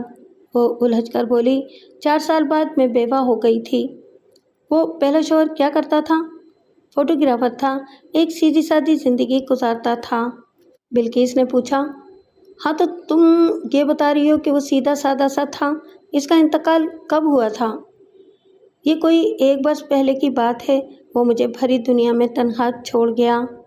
جہانگیر نے ڈانٹ کر کہا، جھوٹ مت بولو۔ بلقیس نے کہا، میں نے پہلے ہی سمجھا دیا تھا کہ اپنی اصلیت نہ چھپاؤ۔ ہم پولیس والے نہیں ہیں، بلکہ ایسے معزز مجرم ہیں جو تمہاری جیسی واردات کرنے والی عورت کو پولیس اور قانون کی گرفت سے بچاتے ہیں۔ جہانگیر نے کہا، میں وہی ناکام سیاستدان ہوں جس کا ذکر نابینا شاہ نے تم سے کیا تھا۔ میں نے نوکرشاہی سے گٹھ جوڑ کر کے اپنی سیاسی ناکامی کو کامیابی میں بدل دیا ہے۔ تم نے خود بینک میں جا کر دیکھا تھا کہ اس نابینا کو کتنی آسانی سے 3 کروڑ کا چیک مل گیا تھا۔ زمینوں کے جعلی کاغذات تیار کرنا، جعلی اسٹیٹ ایجنسی قائم کر کے تمہاری جیسی عورتوں کو 2-4 دنوں کے لیے ایسی شاندار کوٹھی کی مالکہ بنا دینا اور تمہاری جیسی مضبوط اعصاب والی عورتوں کو نیم پاگل بنا دینا ہمارے دلچسپ منافع بخش مشاغل ہیں۔ ہاں، ابھی میں پاگل سی ہو گئی تھی۔ تم لوگ میرے ساتھ ایسا سلوک کیوں کر رہے ہو؟ ہمیں تمہاری جیسی زبردست واردات کرنے والی حسین عورتوں کی ضرورت ہے۔ ہم تمہیں اپنے مقاصد کے لیے استعمال کریں گے اور تم راضی خوشی ہمارے لیے کام کرتی رہو گی۔ تم لوگوں کو یہ خوش فہمی کیوں ہے؟ بلقیس نے اپنا پرس کھول کر ایک تہہ کیا ہوا کاغذ نکالا، پھر اس کے پاس آ کر ایک صوفے پر بیٹھ کر اسے دیتے ہوئے کہا، اسے کھول کر پڑھو۔ اس نے کاغذ کو کھولا تو آنکھیں کھلی رہ گئیں۔ وہ صفدر بخاری کی تحریر تھی۔ اس نے مشتری کو یہ لکھ کر دیا تھا کہ اس نے یعقوب کو قتل کر کے جو 5 لاکھ حاصل کیے ہیں وہ رقم مشتری بانوں کے پاس رکھوائی ہے۔ بلقیس نے پرس میں سے دوسرا کاغذ نکال کر دیا، پھر تیسرا، پھر چوتھا، پھر 5واں کاغذ نکال کر اسے دیتی رہی۔ ان تمام کاغذات پر اس کے مختلف عاشقوں نے لکھا تھا کہ وہ کس طرح مشتری سے شادی کرنے کے لیے اور اس کے مطلوبہ 5 لاکھ روپے ادا کرنے کے لیے کیسی کیسی وارداتیں کر رہے ہیں۔ ان تمام تحریروں سے ثابت ہوتا تھا کہ مشتری بانو 20 عدد عاشق سیارچوں کے ساتھ تمام جرائم میں برابر کی شریک رہی ہے۔ بلقیس ان تمام تحریروں کی فوٹو اسٹیٹ کاپیاں دکھا رہی تھی۔ جہانگیر کہہ رہا تھا، ہمارے گروہ میں 2 شعبے ہیں۔ ایک شعبے کے افراد بینکوں کے اندر رہ کر نوکرشاہی افسران کے تعاون سے خزانہ خالی کرتے رہتے ہیں۔ دوسرے شعبے میں وہ ڈاکو ہیں جو باہر سے آ کر بینکوں کو لوٹتے ہیں۔ ہم نے انہیں سختی سے تاکید کی تھی کہ وہ تمہارے لاکر پر ضرور ہاتھ صاف کریں اور انہوں نے ہاتھوں کی صفائی دکھائی۔ اب بولو، ہمارے لیے کام کرو گی یا ساری عمر جیل میں گزارو گی؟ وہ شخص خردہ انداز میں بولی، تمہارا گروہ میرے مزاج کے مطابق ہے، میں کام کروں گی۔ تو پھر آج رات کی فلائٹ میں تمہاری سیٹ بک ہو جائے گی، تم کراچی جاؤ گی اور تمہارے اکاؤنٹ میں جتنی رقم ہے اسے ہمارے بتائے ہوئے بینک اکاؤنٹ میں منتقل کر دو گی۔ یہ تو ظلم ہے، میں بالکل ہی کنگال ہو جاؤں گی۔ ہم اپنے گروہ میں کسی کو بھی 1 لاکھ روپے سے زیادہ رکھنے کی اجازت نہیں دیتے۔ تم ایسا کیوں کرتے ہو؟ اس لیے کہ دنیا کی سب سے خطرناک چیز کشش ہے۔ تمہارے پاس کئی لاکھ روپے کی کشش تھی، تم نے 20 سیارچوں کو اپنی کشش میں لا کر مار ڈالا ہے۔ میں نے کسی کو ہلاک نہیں کیا، ان سب کو صفدر بخاری نے ہلاک کیا تھا، تمہاری شے پر کیا تھا، تمہارے حسن و شباب نے اور تمہاری دولت نے اسے بھڑکایا تھا۔ اگر تمہارے اندر بھڑکانے والا اور ترغیب دینے والا مادہ نہ ہوتا تو وہ ایسا نہ کرتا، اس لیے وہ مادہ ہم تمہارے اندر سے نکال دیں گے۔ اسے یہ تسلیم کرنا پڑا کہ وہ خالی اور کھوکھلی ہو رہی ہے۔ کل اپنا تمام بینک بیلنس اس کے گروہ کے حوالے کرنے کے بعد بالکل ہی کھوکھلی اور کنگال ہو چکی ہوگی۔ وہ خود کو بہت مکار اور چال باز سمجھتی تھی، لیکن صرف ایک اندھے نے اس کے اندر کی تمام کشش نکال کر اسے ایک عام سی عورت بنا دیا تھا۔ اس نے ناگواری سے پوچھا، وہ اندھا شاہ کہاں ہے؟ اسی وقت ڈرائنگ روم کا دوسرا دروازہ کھلا۔ مشتری کھلے ہوئے دروازے پر نابینا ملک حیات شاہ کے ساتھ چاند بی بی کو دیکھ کر چونک گئی۔ وہ بہترین لباس میں اور لائٹ میک اپ میں بہت خوبصورت لگ رہی تھی۔ اسلم جہانگیر نے کہا، ہمارے گروہ میں ازدواجی زندگی گزارنے کی اجازت دی جاتی ہے، کل ان دونوں کی شادی ہونے والی ہے۔ وہ نابینا چاند بی بی کے سہارے چلتا ہوا ڈرائنگ روم میں آیا، پھر اس کے ساتھ ایک صوفے پر بیٹھ کر جہانگیر سے بولا، سر، ہمارا جو آدمی صفدر کا تعاقب کرتا ہوا کراچی گیا تھا، اس نے جب اسے کوٹھی کے باہر آ کر دم توڑتے دیکھا تو فوراً ہی کوٹھی کے اندر چلا گیا اور اندر صفدر کے جتنے سامان میں PIA کے ٹیگ لگے ہوئے تھے ان سب کی تلاشی لی۔ 3 درجن ایسی تصویریں اس کے ہاتھ لگیں جن سے یہ ظاہر ہوتا تھا کہ ایک طرف میں نے مشتری سے کورٹ میرج کی ہے اور دوسری طرف چاند بی بی کے ساتھ میں بیٹھا ہوا ہوں۔ جہانگیر نے کہا، اس میں شبہ نہیں ہے کہ مشتری ایسی چالیں چلتی ہے جو دور رس نتائج کی حامل ہوتی ہیں۔ اس کی یہی خوبیاں دیکھ کر ہم اسے اپنے گروہ میں شامل کر رہے ہیں۔ سر، صفدر کے سامان سے ایسے تمام ثبوت غائب کر دیے گئے ہیں جن سے میں، چاند بی بی اور مشتری قانونی گرفت میں آ سکتے تھے، لیکن یہ سمجھ میں نہیں آیا کہ صفدر کو کیسے ہلاک کیا گیا ہے۔ جہانگیر نے کہا، مشتری، اس سے پہلے کہ پوسٹ مارٹم کی رپورٹ سے پولیس کو کوئی سراغ ملے، ہمیں بتا دو کہ تم نے کس طرح اس کا خاتمہ کیا ہے، ہم وہ ثبوت بھی غائب کرا دیں گے۔ مشتری نے اپنے بچاؤ کی خاطر کہا، میں نے اس کے ٹوتھ پیسٹ کی ٹیوب میں سرنج کے ذریعے زہر انجیکٹ کیا تھا۔ آپ اپنے آدمی سے کہتے ہیں کہ وہ میری کوٹھی کے تمام باتھ روم سے تمام ٹوتھ پیسٹ کی ٹیوب اور برش غائب کر دے۔ جہانگیر نے کراچی کے کوڈ نمبر کے ساتھ اپنے خاص آدمی کے فون نمبر ڈائل کیے، پھر رابطہ ہونے پر ٹوتھ پیسٹ اور برش وغیرہ وہاں سے غائب کر دینے کا حکم دیا۔ دوسری طرف سے کہا گیا، سر، بہت دیر ہو چکی ہے، کوٹھی کے اطراف پولیس کا سخت پہرا لگا دیا گیا ہے، ہم اندر نہیں جا سکیں گے۔ اس نے فون بند کیا، پھر ایک اعلیٰ عہدیدار سے رابطہ کر کے بولا، میں اسلم جہانگیر بول رہا ہوں، ایک مرڈر کیس میں کوٹھی نمبر B25 پولیس نے محاصرہ کیا ہے۔ یہ مرڈر ہماری طرف سے ہوا ہے، وہاں جو افسران تفتیش کر رہے ہیں ان سے کہہ دو کہ اس کوٹھی کے تمام باتھ روم کے ٹوتھ پیسٹ اور برش ضائع کر دیں۔ دوسری طرف سے کہا گیا، جہانگیر صاحب، آپ کا حکم سر آنکھوں پر، میں ابھی اس کے متعلقہ افسران کو یہی حکم دوں گا۔ ایک بات اور، کوٹھی نمبر B25 کی مالکہ مشتری بانو جو صفدر بخاری کے قتل کے بعد بیوہ ہو چکی ہے، وہ کل وہاں پہنچ رہی ہے۔ اس کیس کے افسران کو تاکید کر دیں کہ بیچاری بیوہ سے پیچیدہ سوالات نہ کریں۔ اس نے دوسری طرف کی بات سنی، پھر ریسیور رکھ دیا۔ نابینا ملک حیات شاہ نے جہانگیر سے کہا، سر، آپ ایسے بڑے بڑے سیاستدانوں کو بھی تم کہہ کر مخاطب کرتے ہیں جبکہ پوری قوم انہیں سلام کرتی ہے۔ اس نے کہا، یہ سیاستدان جو کبھی 5 برس کے لیے، کبھی 2 برس کے لیے اور کبھی 2-4 ماہ کے لیے حکومت کرنے آتے ہیں، ان کی حیثیت کیا ہوتی ہے؟ اقتدار کی کرسی پر آپ اور کرسی کے نیچے تم، یہی ان کی سیاسی اور سماجی حیثیت ہے۔ محترم اور معزز تو نوکرشاہی کا گروہ ہے جو قیام پاکستان سے پس پردہ حکومت کرتا آ رہا ہے۔ تم نے بارہا دیکھا ہے کہ میں ایک فون کرتا ہوں تو پورا اسلام آباد الرٹ ہو جاتا ہے۔ پھر اس نے مسکرا کر پوچھا، اب بتاؤ کہ کشش کس میں زیادہ ہے، آتے جاتے حکمرانوں میں یا کہ مجھ میں ہے؟ بلقیس نے کہا، حکمرانوں میں اتنی ہی دیر تک کشش رہتی ہے جتنی دیر مشتری بانوں میں رہی ہے۔ حکمرانوں سے اختیارات چھین لیے جائیں اور مشتری بانوں کا بینک بیلنس خالی کر دیا جائے تو دونوں صفر ہو جاتے ہیں۔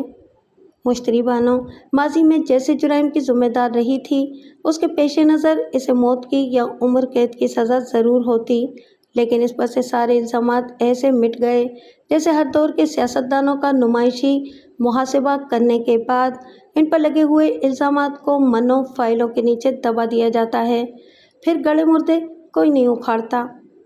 نابینا ملک حیات شاہ نے جہانگیر سے کہا، سر، میں نے آپ سے ایک درخواست کی تھی، اس کی منظوری چاہتا ہوں۔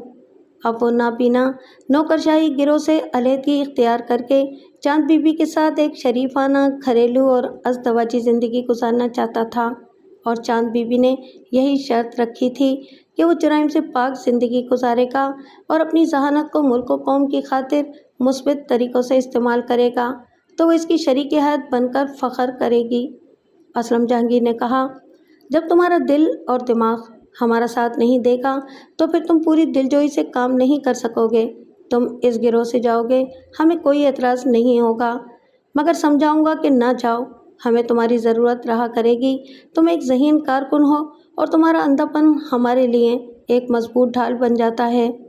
ملک حیات شاہ نے کہا، آپ میرے قدردان ہیں، میں ہمیشہ آپ کی عزت کرتا رہوں گا، لیکن مجھے رئیس اعظم اور اندھا سمجھ کر عورتیں دھوکہ دیتی رہیں گی، لیکن چاند بی بی جیسی عورتیں کم ہیں جو کہتی ہیں کہ انہیں دولت نہیں بلکہ ملک و قوم کے لیے ایمان چاہیے۔ مجھے خوش قسمتی سے ایسی سچی اور نیک شریک حیات مل رہی ہے۔ ٹھیک ہے، جاؤ، ہو سکے تو ملک سے باہر چلے جاؤ اور شریک حیات کے ساتھ جتنا عرصہ مسرت و بھری زندگی گزارنا چاہتے ہو گزارتے رہو، جب دل بھر جائے تو ہمارے پاس واپس آ جانا۔ معافی چاہتا ہوں سر، ہو سکتا ہے کہ سیر و تفریح سے، عیش و عشرت سے دل بھر جائے، ہو سکتا ہے چاند بی بی سے بھی دل بھر جائے، لیکن واپسی نہیں ہوگی، کیونکہ میں نے چاند بی بی کے سامنے کلام پاک اٹھا کر ایک شریفانہ زندگی گزارنے کا عہد کیا ہے۔ عدالت کے کٹہرے میں کلام پاک ہاتھ میں لے کر جھوٹی گواہی دینے والے جھوٹے مسلمان ہوتے ہیں، لیکن جب ایک مومن قرآن مجید پر ہاتھ رکھ کر عہد کرتا ہے تو پھر اس عہد کو پورا کرنے کے لیے اپنی جان پر بھی کھیل جاتا ہے۔ اسلم جہانگیر نے کہا، تم نے اتنی بڑی بات کہہ دی ہے کہ آگے کسی بحث کی گنجائش ہی نہیں رہی۔ میں تمہیں اپنے گروہ سے جانے کی اجازت دیتا ہوں، دونوں کو میاں بیوی بننے کی پیشگی مبارکباد بھی دیتا ہوں۔ ویسے تم جانے سے پہلے مشتری بانو جیسا ہیرا ہمارے حوالے کر رہے ہو، یہ مشتری ہمیں تمہاری یاد دلاتی رہے گی۔ ملک حیات شاہ نے ٹٹول کر چاند بی بی کا ہاتھ تھام لیا اور پھر اٹھ کر کھڑا ہو گیا۔ اسلم جہانگیر نے اس سے الوداعی مصافحہ کیا، بلقیس نے بھی انہیں نئی زندگی کی مبارکباد دیتے ہوئے رخصت کیا۔ صرف مشتری بانو خاموش کھڑی اس اندھے کے ساتھ جانے والی کو دیکھ رہی تھی جسے ملازمہ بنا کر رکھا تھا۔ وہ ایک اندھے کی آنکھوں کا نور بن کر ایک نورانی راستے پر جا رہی تھی اور وہ خود جرائم کی تاریک دلدل میں دھنستی جا رہی تھی۔ یہ ملک خدا داد ہے، یعنی خدا نے یہ ملک دیا ہے تو پھر خدائی کشش بھی کہیں نہ کہیں تو ہوگی۔ ہاں، یہ کشش ہے۔ اچانک ہی 2 گولیاں چلنے کی آواز دور تک گونجتی گئی، ٹھائیں ٹھائیں۔ محبت کے ایک سبزہ میں 2 لاشیں گریں، ایک لاش اندھا دھند ایمان والے اندھے کی تھی اور دوسری چاند بی بی کی۔ سر، وہ نابینا تو آپ کا سچا وفادار تھا، پھر آپ نے اسے کیوں ہلاک کر دیا؟ جواب آیا، وفاداری وہاں ہوتی ہے جہاں کشش ہوتی ہے۔ یہ حقیقت گراں میں باندھ لو کہ مسلمان سب ہو سکتے ہیں لیکن مومن کوئی ہوتا ہے، اور اس پوری کائنات میں مومن کے لیے پہلی اور آخری کشش صرف کلام پاک میں ہوتی ہے۔